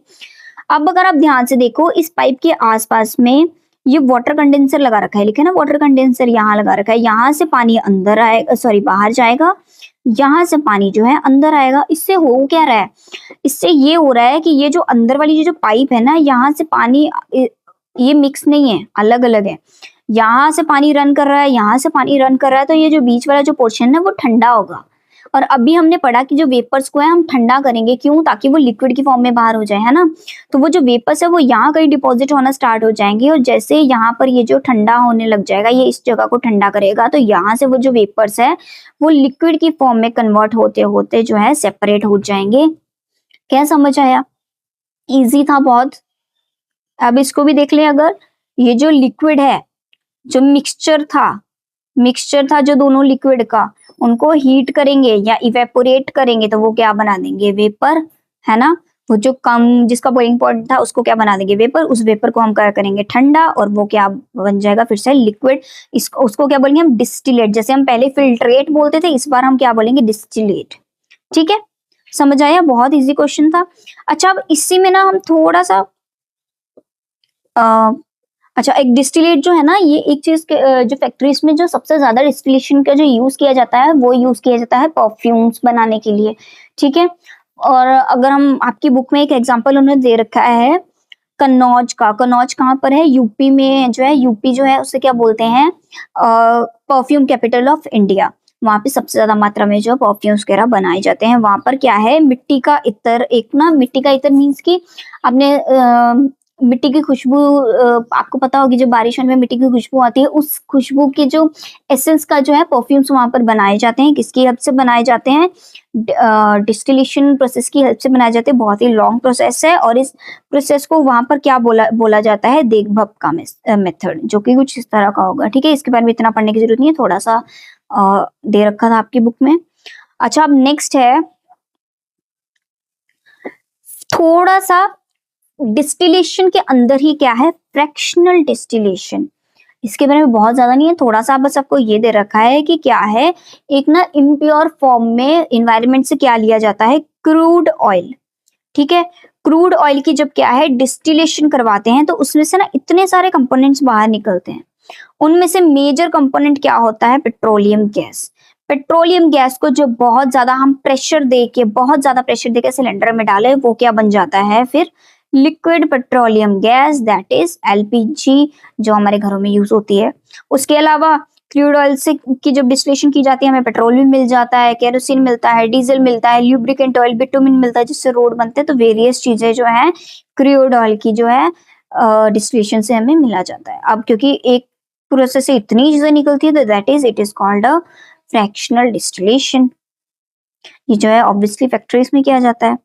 अच्छा, अब हम पढ़ने जा रहे हैं पेपर क्रोमेटोग्राफी के बारे में। पेपर क्रोमेटोग्राफी में क्या होता है कि एक ना, पेपर क्रोमेटोग्राफी तो मतलब पेपर तो यूज होगा ही किसी ना किसी तरीके का। अब पेपर क्रोमेटोग्राफी में है क्या है, वो जो सोल्यूट है, लिक्विड की फॉर्म में जो सोल्यूट है, वो क्या होगा? धीरे धीरे ट्रेवल करेगा। फॉर एग्जाम्पल, ये जो है आपने क्या लिया? पेपर लिया। पेपर के अंदर ये जो पेपर है, यहाँ पर ना आपने इंक लगा दी। ठीक है, इंक लगाने के बाद, इंक लगाने के बाद आपने ना यहाँ पर इतना इतना इसे डिप कर दिया पानी में। थोड़े कुछ मिनटों के बाद, 15-20 मिनट के बाद, या कुछ आधे पौने घंटे के बाद अगर आप देखोगे तो पानी, वो जो पेपर था वो क्या करेगा? पानी को सोखेगा ऑब्वियसली। पानी को अगर वो सोखेगा तो सोखते सोखते ये जो है इंक ड्रॉप भी तो अब्सॉर्ब करेगी, तो वो क्या है, इंक जो है फैलने लग जाएगी यहाँ पर कुछ। ठीक है, तो बेसिकली ये जो मैंने इजिएस्ट आपको फॉर्म बता दिया पेपर क्रोमेटोग्राफी का, इसी को हम पढ़ेंगे हम डिटेल में। क्रोमेटोग्राफी जो है, क्रोमेटोग्राफी दो वर्ड से बना है, that is chroma and graphy. Chroma means colour, graphy means writing. ठीक है, अब इसे क्रोमेटोग्राफी नाम क्यों दिया? क्योंकि पहले पहले ना क्रोमेटोग्राफी जो है, पेपर क्रोमेटोग्राफी जो है, इसे यूज किया जाता था इंक और डाई को अलग करने के लिए। ठीक है, ये रहा वही प्रोसेस जो मैंने आपको अभी बताया। बस फर्क इतना था कि मैंने आपको नॉर्मल पेपर बोला था, नॉर्मल पेपर में हम इतना जल्दी वो नहीं कर सकते प्रोसेस, यहाँ पर मतलब इतना एक्यूरेटली नहीं कर सकते। तो हम क्या यूज करते हैं? क्रोमेटोग्राफी हो रही है तो क्रोमेटोग्राफिक पेपर हम यूज करते हैं। वहां पर हमने क्या किया? एक लाइन ड्रॉ की। लाइन क्यों ड्रॉ की? उसके ऊपर हमने क्या किया? एक इंक स्पॉट बना दिया। अभी इंक स्पॉट से नीचे का जो हिस्सा है वो हम क्या करेंगे? पानी में सिर्फ डिप करेंगे। ठीक है, सारा डिप नहीं करना, और वो क्या होगा? धीरे धीरे जो है पानी को हम देखेंगे कि वो सोखता जाएगा। अब इसमें ये जो ब्लैक कलर है, इंक स्पॉट है, इसमें अलग अलग कलर्स आपको देखने को मिलेंगे, अब कोई भी कलर हुआ तो। अच्छा, अब है next, state whether the following true statements are true और false, also correct the false statement. सबसे पहले इनके ट्रू फॉल्स बताएंगे। Salt can be separated from a salt solution by evaporation distillation. Salt को हम इवेपोरेशन से निकाल सकते हैं या डिस्टिलेशन से भी निकाल देंगे। वो अलग बात है कि डिस्टिलेशन थोड़ा सा लंबा प्रोसेस हो गया, कि डिस्टिलेशन में लास्ट में हमें लिक्विड फॉर्म में मिलता था, है ना, उसको बाद में हमें दोबारा क्या करना पड़ेगा? वो जो निकला फिल्ट्रेट उसको क्रिस्टलाइजेशन करनी पड़ेगी, या फिर उसको और इवेपोरेट करना पड़ेगा। सो इन शॉर्ट हमें करना तो इवेपोरेट पड़ेगा। तो फर्स्ट स्टेटमेंट क्या है? सही है। नेक्स्ट है, distillation can be used for separation of two liquids even when these have the same boiling point। ये यहाँ पर गलत है। हमने जो पहले ही पढ़ा था, पहली कंडीशन ही मैंने बताया था क्या है, कि दोनों के जो है बॉइलिंग पॉइंट्स अलग अलग होने चाहिए। तो यहाँ पर क्या आएगा? इसका जो करेक्ट अगर आप लिखो तो, distillation can be used for separation of two liquids when these have the different boiling point। ठीक है, तो ये स्टेटमेंट गलत थी, इसको मैं सही करके आपको बता दिया। नेक्स्ट देख लेते हैं। इन paper chromatography the solvent level should above the sample spot at the beginning of the experiment. इन्होंने क्या बोला कि जो पेपर क्रोमेटोग्राफी है, जो सॉल्वेंट है उसको जो है, जो हमने स्पॉट, जो वो जो इंक स्पॉट जो था, इंक स्पॉट से ऊपर होना चाहिए। तो ये भी गलत है, तो ऊपर नहीं होना चाहिए। कहाँ होना चाहिए? नीचे, पानी उस पॉइंट से नीचे होना चाहिए। सो ये भी गलत है। नेक्स्ट है, evaporation and crystallization are the same process. क्या इवेपोरेशन और क्रिस्टलाइजेशन सेम प्रोसेस है? तो नहीं है। इवेपोरेशन तो सिंपल वेपर्स बनाने के लिए था, क्रिस्टलाइजेशन प्रॉपर क्रिस्टल्स बनाने के लिए था, तो ये भी गलत है। ठीक है, तो ये फर्स्ट वाले बिल्कुल ठीक था, नीचे वाले 3 गलत थे। अब हम पढ़ेंगे हेट्रोजीनियस मिक्सचर्स को अलग कैसे करना है। ये सबसे थोड़े से इसमें पिछले वाले के कंपेरेटिव तो ऑब्वियसली ज्यादा है, बट बहुत इजी है। फॉर एग्जाम्पल, सबसे इजीएस्ट अगर देखा जाए होमोजेनियस मिक्सचर में, रेत और मिट्टी, सैंड और वाटर को अपने मिक्स कर रखा है, उनको अलग करना है, तो आप कैसे करोगे? या तो सिंपल फिल्टर पेपर डाल लो, या कपड़े का टुकड़ा डाल लो, या चाय में से चाय पत्ती निकालनी है तो आप उससे छानते हो, है ना। तो ये सब भी क्या है? होमोजेनियस मिक्सचर को अलग करने का तरीके। अच्छा, अब हम पढ़ेंगे इसमें इतने सारे तरीके कि specific type of heterogeneous mixture को हम कैसे अलग करें। अच्छा, सबसे पहले तो हमने पढ़ा था ना मिसिबल लिक्विड्स के बारे में पिछले उसमें डिस्टिलेशन में। मिसिबल लिक्विड क्या था? जब दो ऐसे लिक्विड मिक्स हो जाएं जिनको मिक्स करने के बाद हम डिफरेंशिएट ना कर पाए कि इसमें क्या मिक्स था, है ना। For example acetone and water. उसका उल्टा क्या होता है? Immiscible liquid. इमिसिबल लिक्विड क्या होते हैं? दोनों को मिक्स किया। अच्छा, ये इमिसिबल है तो मतलब सॉरी, ऑब्वियसली चलो अब हम तो बात कर ही रहे हैं हेट्रोजेनियस मिक्सचर की ना। तो इमिसिबल लिक्विड जो ऑयल और वाटर वाला एग्जांपल था, कि मैंने बोला था कि पानी को, वाटर को, ऑयल को मिक्स करके रख दो और थोड़ी देर बाद देखोगे कि ऑयल ऊपर ऊपर तैरने लग जाएगा। तो ये क्या है? एक हेट्रोजेनियस मिक्सचर था। अब अगर हाइड्रोजन मिक्सचर, तो चलो और भी बहुत तरीके के होते हैं, लेकिन अगर हम बात करें सिर्फ लिक्विड और लिक्विड की, दो लिक्विड आपस में मिक्स है, लेकिन हम देख के पता कर सकते हैं कि इसमें क्या क्या मिक्स है, कौन कौन सी लिक्विड मिक्स है, उसको क्या बोलेंगे? Immiscible liquid. अब ये इमिसिबल लिक्विड को जो है हम अलग कैसे कर सकते हैं? देखो, इसको क्या बोलते हैं? Separating funnel.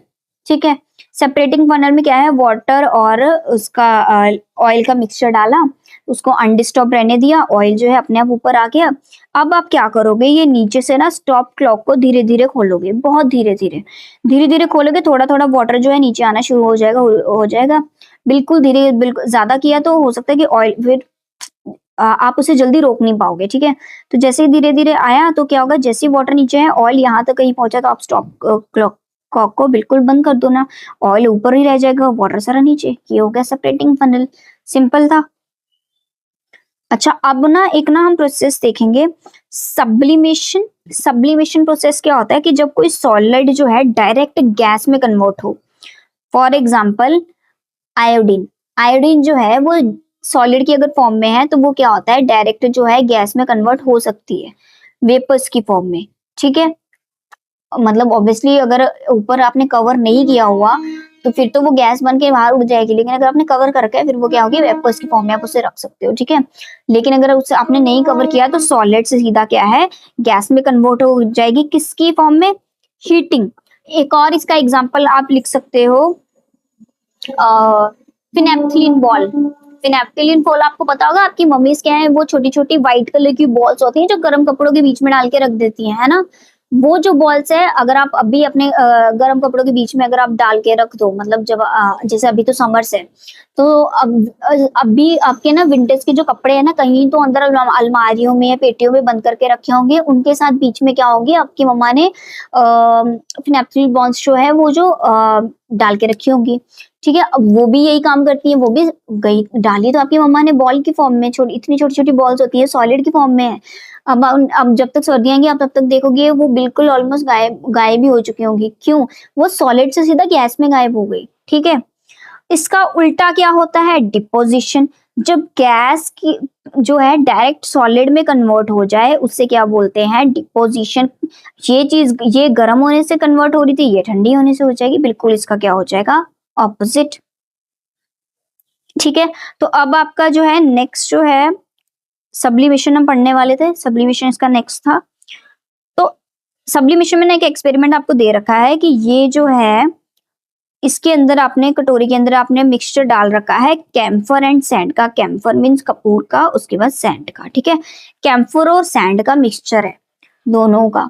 अब इनको अलग आप कैसे करोगे, ऊपर आप क्या करोगे, ऊपर ये जो ना फनल को उल्टा करके रख दिया, ऊपर आपने कॉटन लगा दी। कॉटन क्यों डाली, क्योंकि अगर कॉटन आपने नहीं डाली तो अभी ये जो कैम्फर है ना, ये कैम्फर क्या है, ये कैम्फर जो है अभी तो सॉलिड की फॉर्म में है, ये बाद में जब इसे आप गर्म करोगे तो ये गैस की फॉर्म में कन्वर्ट हो जाएगा।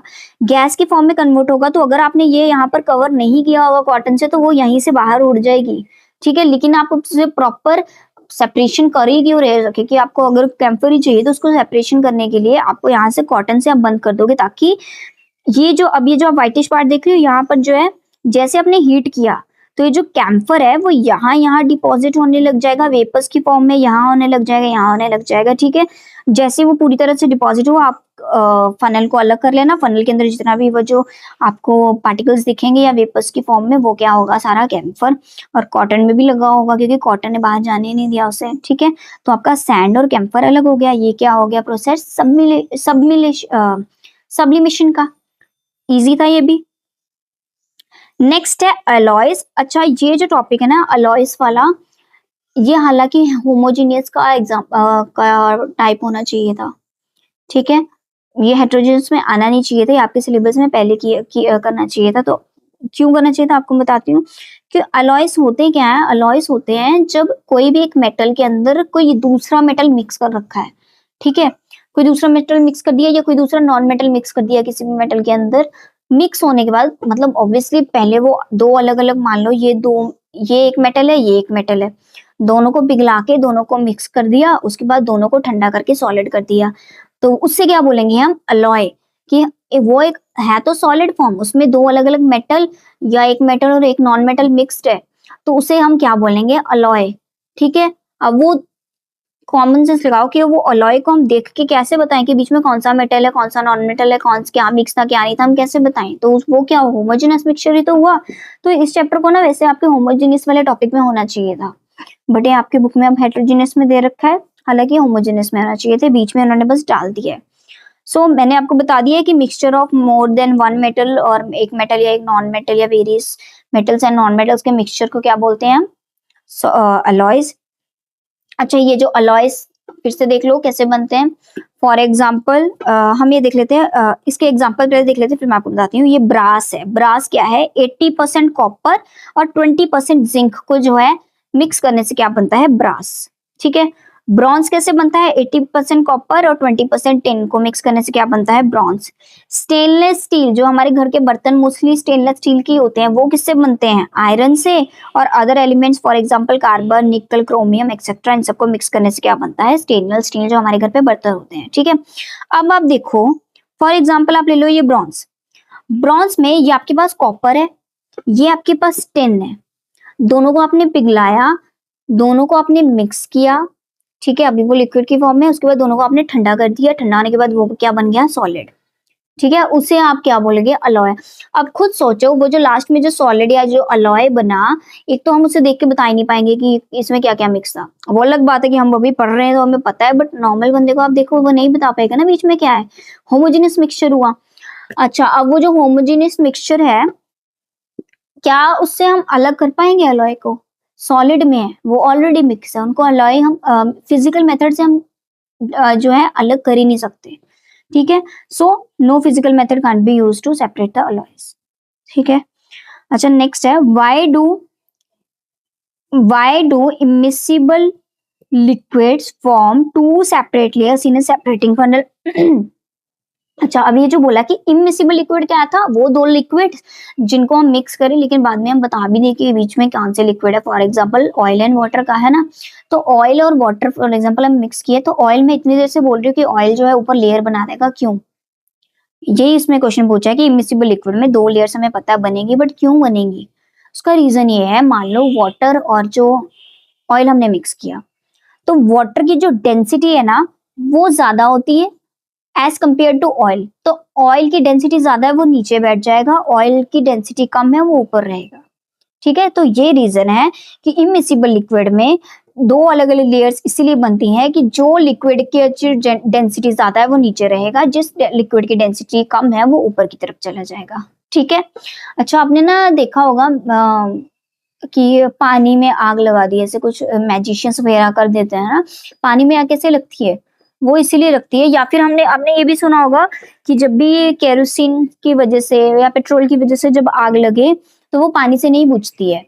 क्यों नहीं बुझती है? क्योंकि पानी जो है बेसिकली वो तो नीचे है, ऊपर तो ऑयल ऑयल ही रह गया ना, तो ऑयल के ऊपर ही तो आग लग रही है ना। तो जब हम कहते हैं ना पानी के ऊपर मैजिशियन ने आग लगा दी, तो वो कोई मैजिक नहीं है, वो एक साइंस है कि जब उसने वाटर और वाटर के अंदर जब ऑयल मिक्स किया, ऑब्वियसली मस्टर्ड ऑयल वो उस वक्त मिक्स नहीं करेगा, कोई भी ट्रांसपेरेंट कलर का ऑयल उसने मिक्स किया तो ऑडियंस को बैठे हुए नहीं दिखाई देगा कि उसमें ऑयल है, कि दूर से ऑब्वियसली बैठे हुए नहीं दिखाई देगा, है ना, ऑडियंस तो बहुत दूर बैठी होती है। सो उनको तो दूर से ये लगेगा कि बीच में पानी है, हालांकि उसमें क्या होगी, थिन लेयर ऑफ ऑयल होगा, इसलिए वो ऑयल के ऊपर जो है आग, ऑडियंस को तो ये बोलेगा कि मैंने पानी के ऊपर आग लगी, बट हालांकि वो आग लग किसके के ऊपर रही है, ऑयल के ऊपर। क्यों? क्योंकि ऑयल की डेंसिटी कम थी, वो ऊपर आ चुका था। ठीक है। नेक्स्ट है, is sublimation different from evaporation? क्या सब्लिमेशन और इवेपोरेशन सेम है? तो बताओ। तो इवेपोरेशन और सब्लिमेशन अलग है। क्यों? इवेपोरेशन क्या है, सॉलिड को वेपर में कन्वर्ट करेगा, जबकि सब्लिमेशन सॉलिड को गैस में कन्वर्ट करेगा। ठीक है, वो अलग बात है कि अगर हमें ये गैसियस फॉर्म अगर हमें इकट्ठा करनी है, हमें चाहिए, तो हम उसे किसी ना किसी चीज से रोक देते हैं ताकि वो वेपर्स की फॉर्म में हमें मिलता रहे। ठीक है, बट अगर आप डेफिनेशन देखो तो इवेपोरेशन की डेफिनेशन होती है कि जब कोई भी सॉलिड वाली चीज जो है वेपर्स में कन्वर्ट हो, सॉलिड से लिक्विड, और कैसे इवेपोरेशन, सॉलिड से लिक्विड, फिर लिक्विड से वेपर, ये होगी सॉरी इवेपोरेशन का डेफिनेशन। सब्लिमेशन की डेफिनेशन क्या है, डायरेक्टली सॉलिड से गैस। ठीक है, इवेपोरेशन में पहले सॉलिड से लिक्विड, फिर लिक्विड से वेपर। ठीक है, सब्लिमेशन में डायरेक्ट गैस से सॉलिड सॉरी सॉलिड से गैस बन रही है, तो दैट इज सब्लिमेशन। तो दोनों अलग अलग है। अब नेक्स्ट है सस्पेंशन। सस्पेंशन के बारे में हम पढ़ चुके हैं। मैंने क्या बताया था कि जब रेत में को पानी में मिक्स करते हैं तो रेत थोड़ी देर बाद नीचे बैठेगी, या मड को पानी में मिक्स करें तो मड थोड़ी देर नीचे बैठेगी, या चॉक पाउडर वाला तो हमने देखा ही था। सो जो चीज नीचे बैठने लग जाए दैट इज सस्पेंशन। अब सस्पेंशन है तो ऑब्वियसली अब पानी के अंदर अगर रेत थी, रेत नीचे बैठी, हम उसे क्या बोलेंगे, सस्पेंशन। अब देखने से भी पता चल रहा है कि हेट्रोजीनियस है, बता ही सकते हैं बीच में क्या था, मिक्स है ना, तो ये क्या है, हेट्रोजीनियस मिक्सचर। सो ये सैंड और वाटर का एग्जांपल दे रखा है। ठीक है, heterogeneous mixture in which the solid particle, for example sand, do not dissolve but remain suspended. Suspended रहना मतलब नीचे रहना throughout the bulk of the medium are called suspension. ठीक है, particle of undissolved substance are larger in size than the particle present. अच्छा, एक चीज और, जो चीजें उसमें undissolved रह गई, मतलब सैंड और वाटर में थी, या फिर सैंड और वाटर में थी, अब सैंड के जो पार्टिकल्स जो, अब ऐसे भी नहीं है कि पूरी की पूरी सैंड नीचे बैठी है, कुछ हल्के बहुत छोटे छोटे पार्टिकल्स तो मिक्स भी हुए होंगे ना, इसलिए तो उसका मडी सा कलर हो जाएगा वाटर का, है ना। अब ऐसा तो नहीं है अपने पानी के अंदर जो है मिट्टी डाली या सैंड डाली और उसके बाद जो है वो पूरा पानी ट्रांसपेरेंट हो गया और मिट्टी नीचे बैठ गई, ऐसा भी तो नहीं होगा, पानी भी तो मड्डी कलर का हो जाएगा, है ना। क्यों होगा? क्योंकि कुछ पार्टिकल्स मिक्स भी तो हुए वाटर में और बाकी नीचे आ गए, है ना। तो वो जो नीचे जो पार्टिकल जो बैठ गए वो सब क्या होंगे, उनके पार्टिकल्स जो है वो सब क्या होंगे, अनडिजॉल्व, जो पानी में मिक्स हो गए दैट इज डिसॉल्व। तो अनडिजॉल्व जो पार्टिकल जो नीचे बैठे थे उनका ऑब्वियसली साइज क्या होगा, डिसॉल्व पार्टिकल से बड़ा। ठीक है, तो यही यहाँ पर बस इतना सा बताया गया है। नेक्स्ट है सेंट्रीफ्यूगेशन। अब सेंट्रीफ्यूगेशन ना पढ़ने के लिए अगर आप छोटा सा इन्होंने आपकी बुक में ही इजी बता रखा है कि आपने ये इस तरह का आपने कुछ खेल तो खेला ही होगा अपने फ्रेंड्स के साथ ना, तो ऐसे जो घूमते हैं, तो इस घूमने वाले को बीच में से जो है वो बीच में से आपके जो हाथ जुड़े हुए हैं और बाहर की तरफ आप लोग घूम रहे हो, दैट इज सेंट्रीफ्यूगल फोर्स। जो आप चलो फिजिक्स में आगे जाके पढ़ोगे, बट अभी के लिए इसको क्या बोलते हैं हम, सेंट्रीफ्यूगेशन। इसी तरह का कुछ जो प्रोसेस है वो यूज किया जाता है हेट्रोजीनियस मिक्सचर को अलग करने के लिए। ठीक है, उसमें क्या किया जाता है, बेसिकली कुछ इस तरह की मशीन होती है जिसमें हेट्रोजीनियस मिक्सचर को ऐसे डालते हैं और ये जो है इस तरह स्पिन करती है बहुत ज्यादा हाई स्पीड में। बहुत ज्यादा हाई स्पीड में स्पिन करेगी तो कुछ पार्ट जो है इनके नीचे यहाँ पर आ जाएगा, कुछ पार्ट ऊपर ही रह जाएगा। अब इस थोड़ा डिटेल में पढ़ते हैं तो इससे क्या होगा, हेट्रोजीनियस मिक्सचर अलग। The tube became horizontal and centrifugal. जैसे ही हमने ये जो हेट्रोजीनियस मिक्सचर इसके अंदर डाले, ठीक है, उसके बाद क्या हुई, मशीन चली। तो मशीन चलने के बाद ये जो अभी यहाँ पर तो आपको ये जुड़े हुए दिख रहे हैं ना, जैसे ही मशीन चली ये ऊपर से अलग हो जाएंगे, नीचे से ये जो हॉरिजॉन्टल पाइप है वो ऐसे को बाहर की तरफ खुलने लग जाएंगे और तेज तेज स्पिन करेंगे। तेज स्पिन करने की वजह से क्या हुआ, जितने भी जो हैवी वाले पार्टिकल्स थे, अभी हमने पढ़ा हैवी वाले पार्टिकल्स या बड़े पार्टिकल्स जो है वो नीचे को आ जाएंगे, तो इसके क्या है, नीचे हैवी पार्टिकल्स जो है वो नीचे को सारे आ गए और वो जो लाइटर पार्टिकल्स जो थे, जो लिक्विड की फॉर्म में थे, वो क्या थे, वो ऊपर ऊपर रह जाएंगे। ठीक है, तो इससे क्या हो गया, इनका भी जो क्या हो गया, सेपरेशन।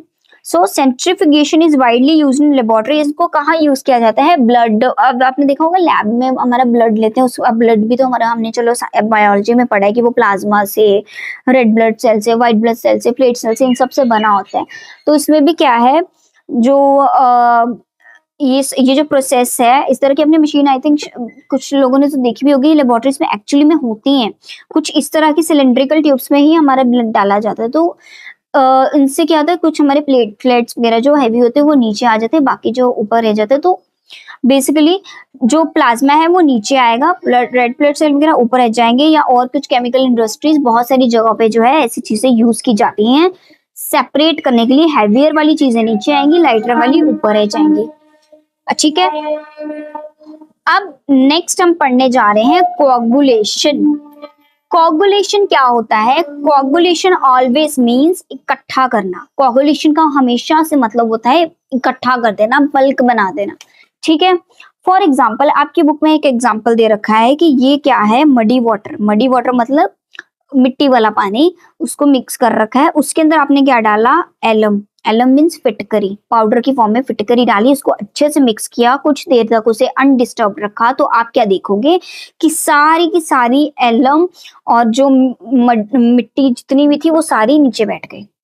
ठीक है, अच्छा हमने रेत वाला एग्जांपल, रेत जो था उसके पार्टिकल्स हैवी होते थे तो वो नीचे आ जाते थे, मिट्टी इतनी जल्दी नीचे नहीं आती है। अगर हम चाहें तो हम क्या करेंगे, उसके अंदर फिर क्या डालेंगे, फिटकरी पाउडर फॉर्म में डालेंगे। कुछ देर बाद जो है एलम क्या है, फिटकरी क्या है, इस मडी वाटर मड जितना भी है उन सबको क्या कर देगी, कोगुलेट। कोगुलेट मतलब उनका बल्क बना देगी, उन सबको क्या कर देगी, नीचे ले आएगी।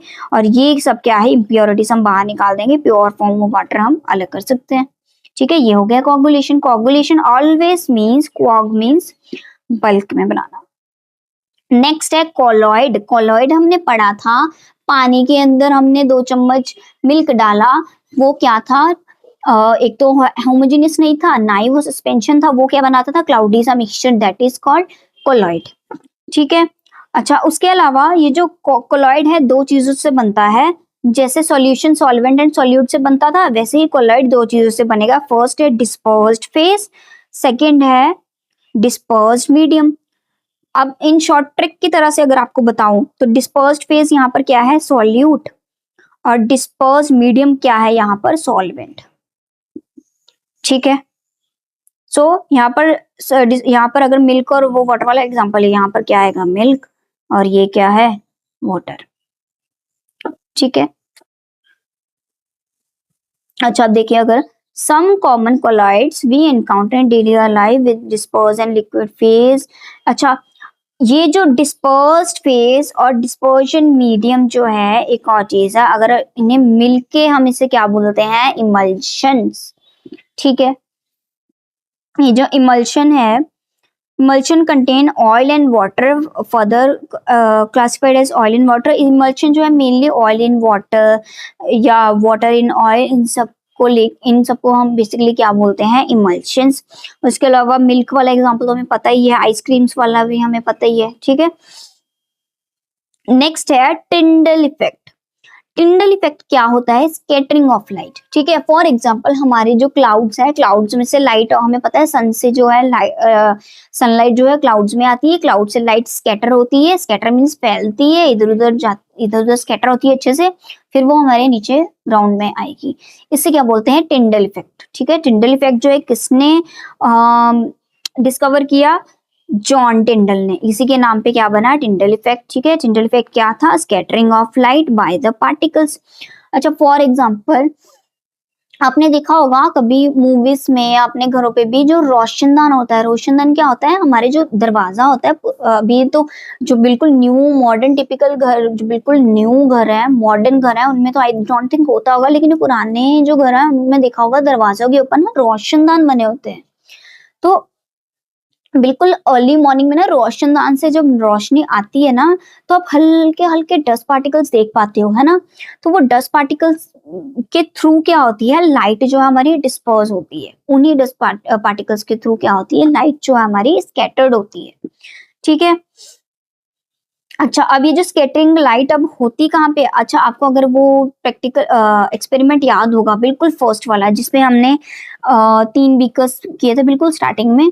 3 बीकर में, पहले बीकर में सोल्यूशन बनता था, दूसरे बीकर में सस्पेंशन बनाया था, तीसरे बीकर में कॉलॉइड बनाया था। अगर आपको याद हो तो सोल्यूशन वाले में जब हमने लेजर लाइट डाली थी, तो वो लेजर लाइट जो है बीकर के बीच में से पाथ नहीं दिखा रही थी, पर बाहर को तो दिखा रही थी, है ना।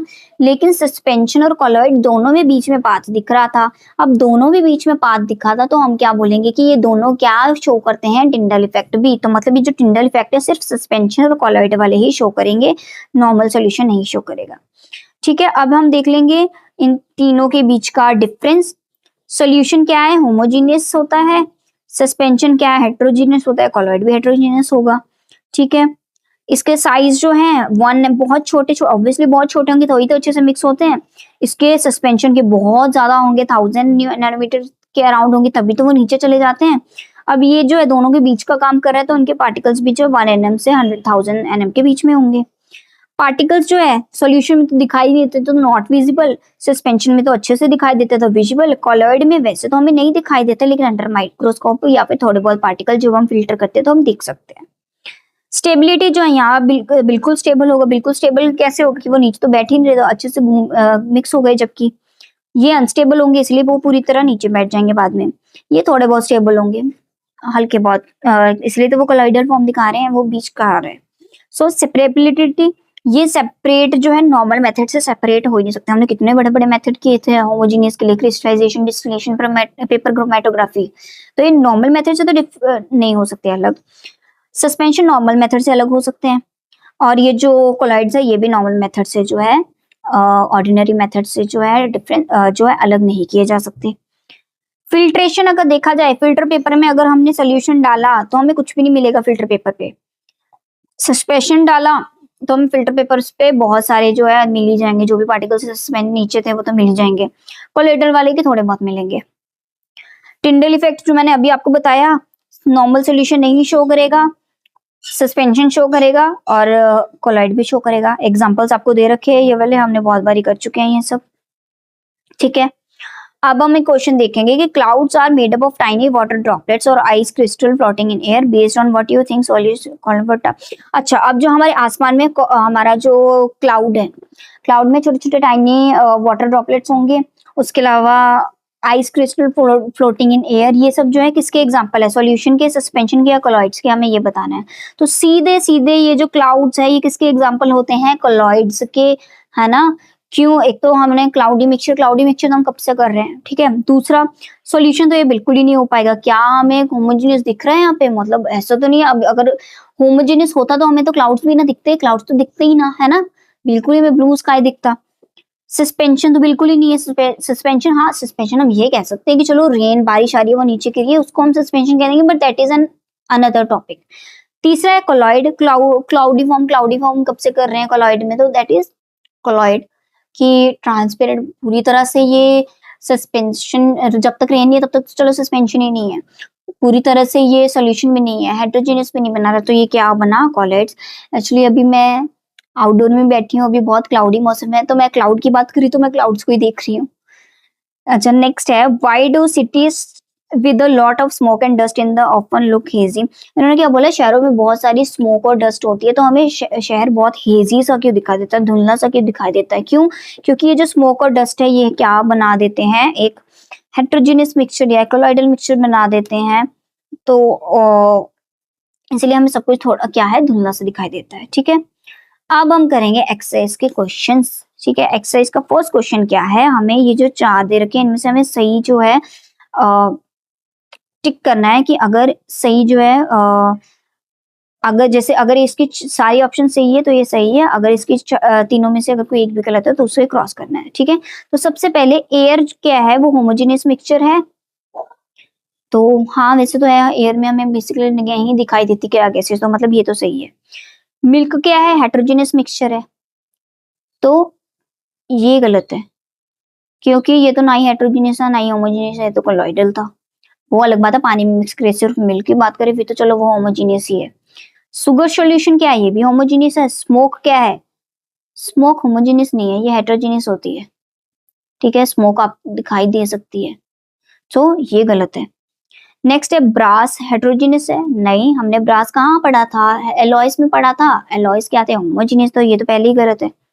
नेक्स्ट है फॉग, हेट्रोजीनियस है, फॉग हेट्रोजीनियस नहीं है, कोलॉइडल टाइप बनाती है। सो विनेगर, नेक्स्ट है विनेगर तो होमोजीनियस होता है। मडी वाटर भी क्या है, ये हेट्रोजीनियस होगा, मडी वाटर हेट्रोजीनियस होता है, अलग से उसकी सस्पेंशन वगैरह शो हो जाती है और हमें दिखाई भी दे जाता है कि उसमें है क्या। नेक्स्ट है कॉपर सल्फेट सॉल्यूशन,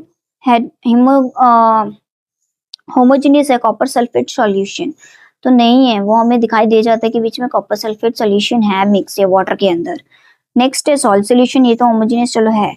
मिल्क क्या है, होमोजीनियस में आ गया। ब्रॉन्ज भी क्या है, होमोजीनियस में, ये तो चलो अलग अलग है, तो इसमें भी एक गलत है। नेक्स्ट है मडी वाटर, हेट्रोजीनियस, ये सही है। मिल्क क्या है, ये भी हेट्रोजीनियस, ये भी सही है। मिल्क ब्लड क्या है, हेट्रोजीनियस, ये भी सही है क्योंकि अलग अलग पार्टिकल से बना होता है। ब्रास क्या है, होमोजीनियस है, तो इसमें क्या है, तीनों ऑप्शंस थी गलत थी, सिर्फ थर्ड वाली सही थी।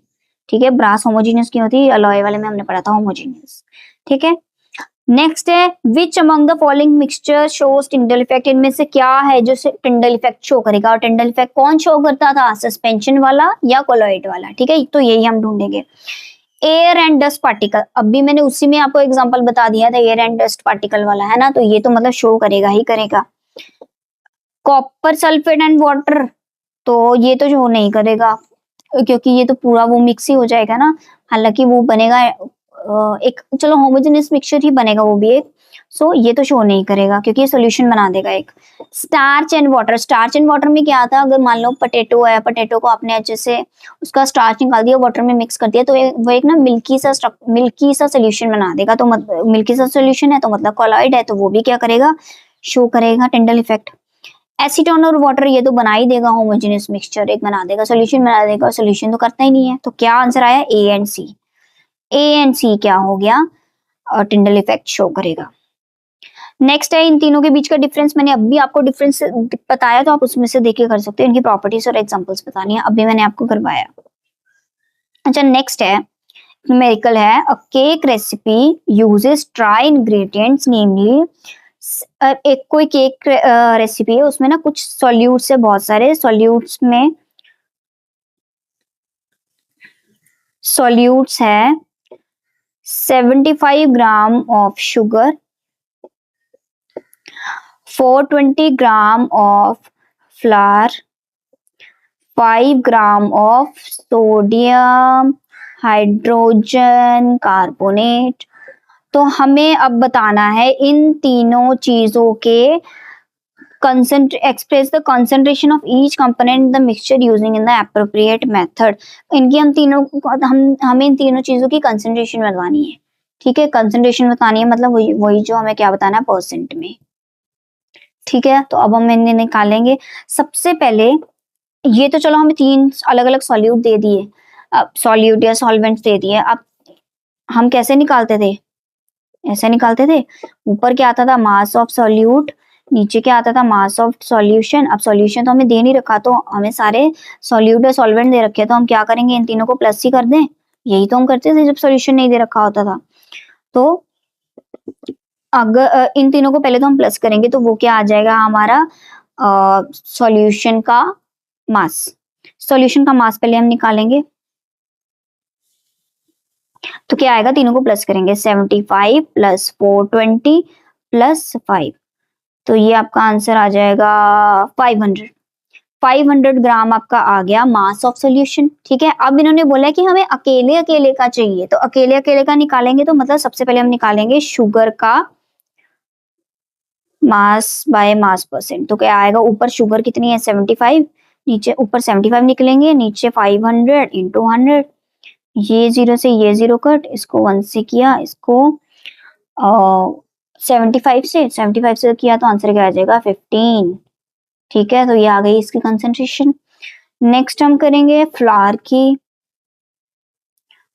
की मास परसेंटेज निकाली, तो फ्लावर है 420 अपॉन 500 इंटू 100, ये जीरो से ये दो जीरो कट, 5 को इससे डिवाइड किया, जो आंसर आएगा आप परसेंटेज में लिख सकते हो। सेम यहाँ पर क्या आएगा, सोडियम हाइड्रोजन कार्बोनेट का अगर लिखा, ऊपर 5 ग्राम अपॉन 500 इंटू 100, जीरो से जीरो कट, ये तो चलो 1 आंसर आ ही जाएगा, तो 1% ये आ गया। ठीक है, तीनों की हमने अलग अलग परसेंटेज निकाल दी। ठीक है, ये फर्स्ट का आ गया। अब हम करेंगे हम सेकंड क्वेश्चन।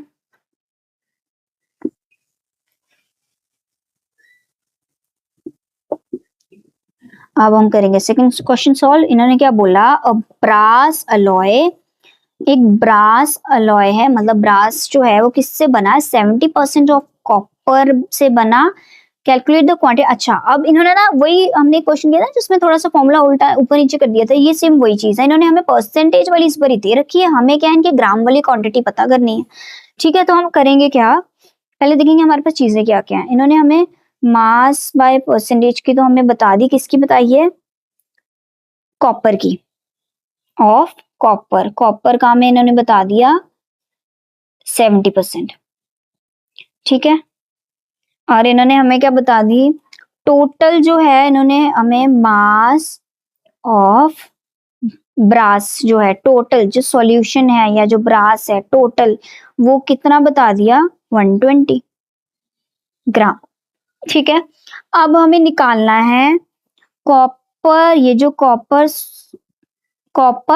अब कॉपर और जिंक को मिला के बनता है ना, तो हमें कॉपर का भी निकालना है और जिंक का भी निकालना है। ठीक है, तो वो कैसे निकालेंगे, यहाँ देखते हैं अभी। पहले सबसे पहले तो हमें, क्योंकि हमें कॉपर की चीजें दे रखी है, तो हम पहले कॉपर का निकाल देते हैं। ठीक है, ताकि हमारे लिए कैलकुलेशन इजी हो। तो हम क्या करेंगे, पहले फॉर्मूला क्या होता है वो लिखेंगे ऐसे, ऑफ कॉपर इक्वल्स टू, ऊपर क्या आएगा, मास ऑफ कॉपर या मास ऑफ, चलो सॉल्यूट लिखते हैं ना, सॉल्यूट, और अभी हमारे पास सॉल्यूट तो कॉपर ही है, तो ऐसे आ गया।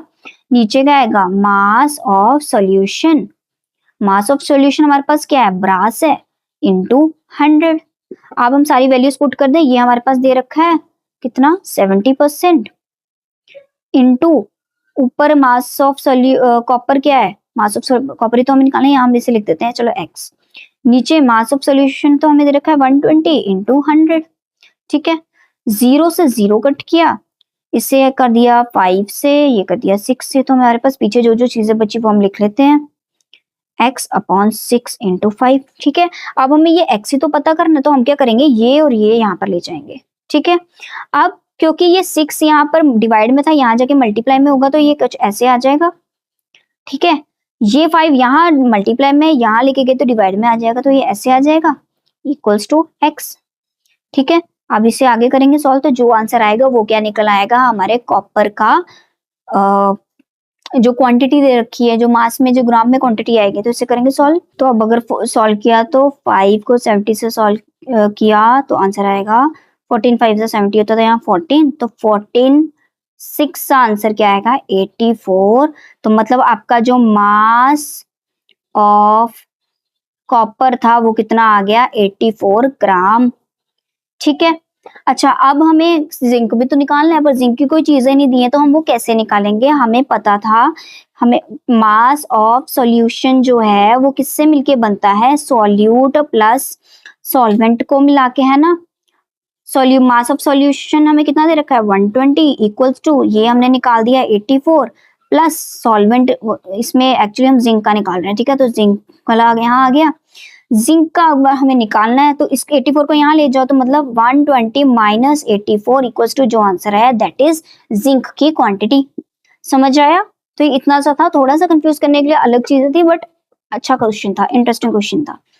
नेक्स्ट देखेंगे, the label on a cooking oil pack says 1 litre, if this oil is mixed with water will it form a separate layer, if so which। अच्छा, अब ये ना बहुत सिंपल क्वेश्चन है, उन्होंने क्या बोला, कुकिंग ऑयल है, इसको क्या किया हमने, पानी के अंदर मिक्स किया, तो ये बताओ कि क्या वो एक सेपरेट लेयर बनाएगी। फर्स्ट क्वेश्चन तो ये है, क्या वो सेपरेट लेयर बनाएगी? तो ऑब्वियसली बनाएगी, क्योंकि हमने पहले ही हम पढ़ चुके हैं इमिसिबल लिक्विड्स के बारे में। इमिसिबल लिक्विड क्या होते थे कि जब दो लिक्विड को हमने मिक्स किया, दोनों वो मिक्स नहीं हो रहे, वो अलग अलग लेयर्स बना देंगे, दैट इज इमिसिबल, है ना। तो इमिसिबल में अब हम पढ़ चुके हैं कि वो दो अलग अलग लेयर्स ही बनाएंगे। क्यों? क्योंकि वाटर और ऑयल को मिक्स किया, वाटर की जो डेंसिटी है वो ज्यादा होती है तो वो नीचे बैठ जाएगा वाटर, ऑयल की डेंसिटी कम होती है तो वो ऊपर तैरेगा, इसलिए वो बनाएंगे दो अलग अलग layer. If so which substance will, अब उन्होंने ये तो हम ऑलरेडी बता चुके हैं कि सब अगर लेयर अलग अलग बनाएंगी तो ऊपर पे कौन सी लेयर, किसकी लेयर होगी, तो ऊपर किसकी लेयर होगी, ऑयल की। क्यों होगी? क्योंकि उसकी जो डेंसिटी है वो कम होती है। How will you separate the two layers, अब इन दोनों लेयर्स को आप अलग कैसे करोगे, हम पढ़ चुके हैं सेपरेटिंग फनल में, याद है आपको सेपरेटिंग फनल? इस तरह की फनल थी, यहाँ पे स्टॉप कॉक लगी थी, यहाँ पर पानी और ऑयल का मिक्सचर था, तो धीरे से ये कॉक आप खोलते थे, पानी नीचे नीचे आएगा, जैसे ही ऑयल यहाँ तक पहुंचा आप स्टॉप कॉक बंद करोगे, पानी ऊपर रह जाएगा, सॉरी ऑयल ऊपर नहीं रह जाएगा, पानी नीचे रह जाएगा। ठीक है, तो आप क्या करते, कैसे आप अलग करोगे दोनों लेयर्स को, सेपरेटिंग फनल से। उसके बाद आप, इन्होंने बोला डायग्राम बनाओ, तो डायग्राम हम ऑलरेडी कर चुके हैं।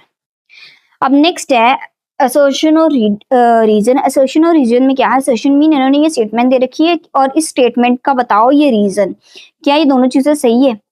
तो सब पहले हम स्टेटमेंट देखेंगे कि solution do not exhibit the Tyndall effect, तो ये तो सही है, हमने ऑलरेडी किया कि सॉल्यूशन क्या है, वो टिंडल इफेक्ट नहीं करते, तो मतलब असर्शन तो सही है। अब देखते हैं इसका जो इन्होंने रीजन बता रखा है क्या वो सही है। The particles in solution are larger than the 100 nm, so they no. हमने डिफरेंस में पढ़ा था कि सोल्यूशन में जो है पार्टिकल के साइज कितने होते थे, अराउंड 1 nm होते थे, क्योंकि इतने छोटे पार्टिकल्स होंगे तभी तो वो मिक्स हो गए। 100 nm तो बड़े पार्टिकल्स आ गए, एक तो उन्हें मिक्स होने में बहुत टाइम लगेगा, तो मिक्स होंगे भी नहीं ठीक से। सो ये पूरा का पूरा ये है ही गलत। ठीक है, तो आंसर क्या आएगा, A is true but R is false.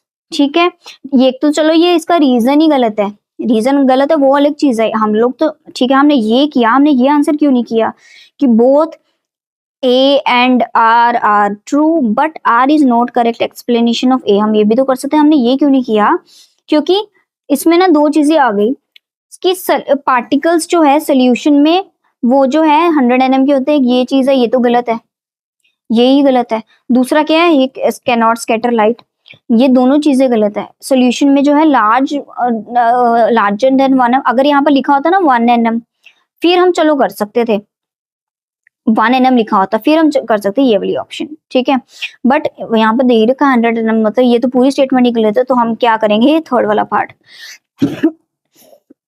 A is true but R is false.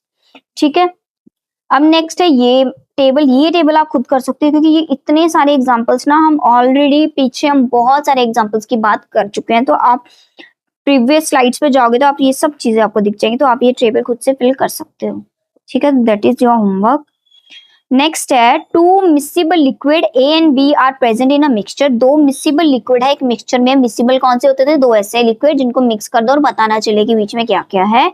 Boiling point of A is 60 and boiling point of B is 90. Suggest a method.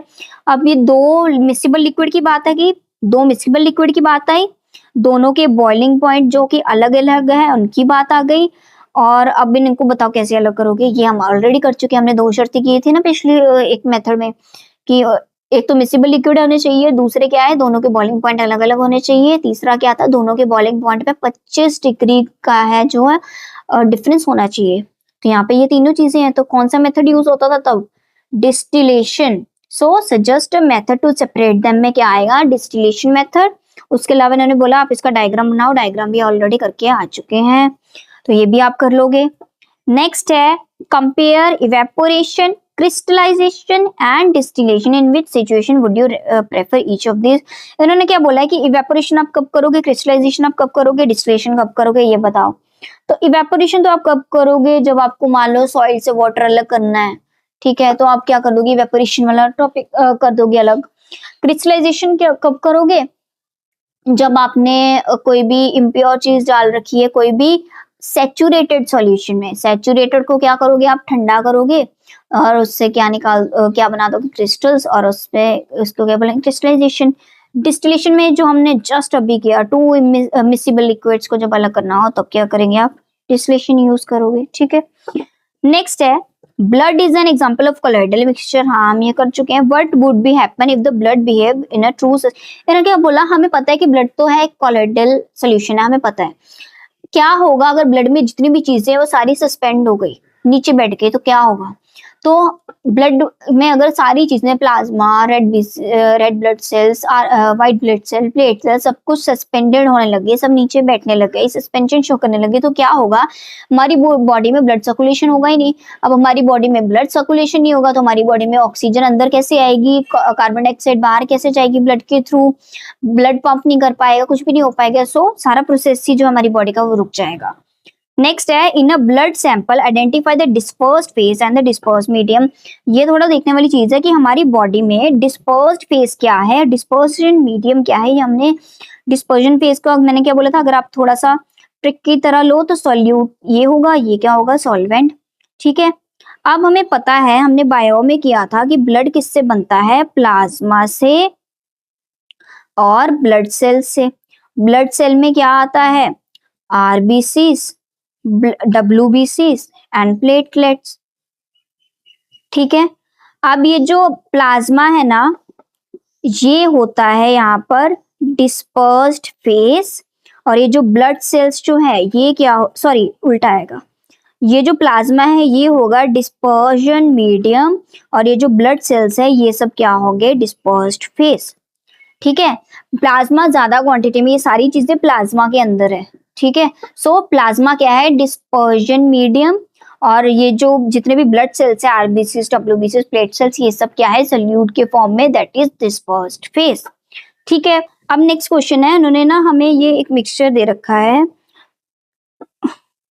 Just a second, ये इन्होंने एक mixture दे रखा है। एक mixture के अंदर हमारे पास क्या है, सैंड है, सॉल्ट है, नेपथलीन बॉल्स है, ठीक है। इन तीनों को उन्होंने बोला है कि आप अलग कैसे करोगे, इनके थ्रू बताओ कि इन तीनों में से कौन सी चीज आप पहले करोगे, कौन सा प्रोसेस आप बाद में करोगे, कौन सा थर्ड नंबर पे करोगे, ठीक है। तो सबसे पहले तो हम लोग क्या करेंगे, इन तीनों चीजों में से हम नेपथलीन बॉल्स को सबसे पहले आराम से अलग कर सकते हैं। कैसे, क्योंकि हम पहले कर चुके हैं कि ये जो नेपथलीन बॉल्स है ये क्या करती हैं, सॉलिड फॉर्म में होती हैं और डायरेक्ट क्या बना देती हैं, गैस, ठीक है। तो हम पहले इसको अलग करेंगे। हम क्या करेंगे, इन तीनों चीजों के मिक्सचर को क्या करेंगे, हीट करेंगे। तो यही वाला फर्स्ट वाला ही पहले आएगा, हीट करेंगे तो इसमें जितने भी नेपथलीन बॉल जो है वो सॉलिड से वेपर में कन्वर्ट हो जाएगी, इसको हम अलग कर लेंगे। तो ये क्या आएगा, ये क्या आएगा यहाँ पर फर्स्ट स्टेप ये। अब पीछे क्या बचा हमारे पास, ये कट हो गया। अब पीछे क्या बचा, सैंड और सॉल्ट। सैंड और सॉल्ट में हम क्या करेंगे, अब हम पानी डाल देंगे, ठीक है। पानी डाला, दोनों को क्या हम करेंगे, पानी डालने के बाद हम दोनों को क्या कर देंगे, फिल्टर पेपर से या फिल्टर किया तो क्या आएगा, सैंड वाला मिक्सचर ऊपर रह जाएगा और जो नमक और पानी वाला मिक्सचर है वो नीचे आ जाएगा। तो ये होगा हमारा सेकंड स्टेप, ठीक है। यहाँ पर ये क्या है, सैंड और सॉल्ट के मिक्सचर को फिल्टर कर रहे हैं फिल्टर पेपर के थ्रू, तो नीचे क्या आएगा, नमक और पानी, ये तो अच्छे से मिक्स हो चुका है तो ये नीचे आ जाएगा। ऊपर सैंड पेपर में, फिल्टर पेपर में क्या रह जाएगा, सैंड अलग हो गई। अब थर्ड में क्या होगा, ये जो नमक और पानी वाला मिक्सचर था इसकी हम क्या करवा देंगे, इवेपोरेशन, और इवेपोरेशन के थ्रू जो है NaCl हमें मिल जाएगा और कहते हैं पानी जो है सारा उड़ जाएगा। तो ये आ जाएगा थर्ड। क्या समझ आया, इजी था। अब नेक्स्ट क्वेश्चन है, why distillation an effective method for separating mixture of water and acetone. इन्होंने क्या पूछा, ये इंपॉर्टेंट क्वेश्चन है, ये पूछा जा सकता है कि जो वाटर, एसीटोन और वाटर को अलग करने के लिए हमें सिर्फ डिस्टिलेशन ही क्यों करनी पड़ती है, ठीक है। क्योंकि और इसमें क्या था, वाटर, हम ये सेम वही इसका आंसर है जो हम डिस्टिलेशन में किया था, सेम वही है, सब कुछ सेम वही आएगा कि एसीटोन और वाटर जो है दोनों का बॉइलिंग पॉइंट अलग है, दोनों मिसिबल लिक्विड है। तो एसीटोन का बॉइलिंग पॉइंट 56 है डिग्री सेल्सियस, वाटर का कितना है 100 डिग्री सेल्सियस। तो जो दोनों को जब हम पानी में हीट करेंगे तो ये जो एसीटोन 56 डिग्री सेल्सियस वाला था ये जल्दी इवेपोरेट होने लग जाएगा और इसे हम क्या करेंगे, सेपरेट कर लेंगे।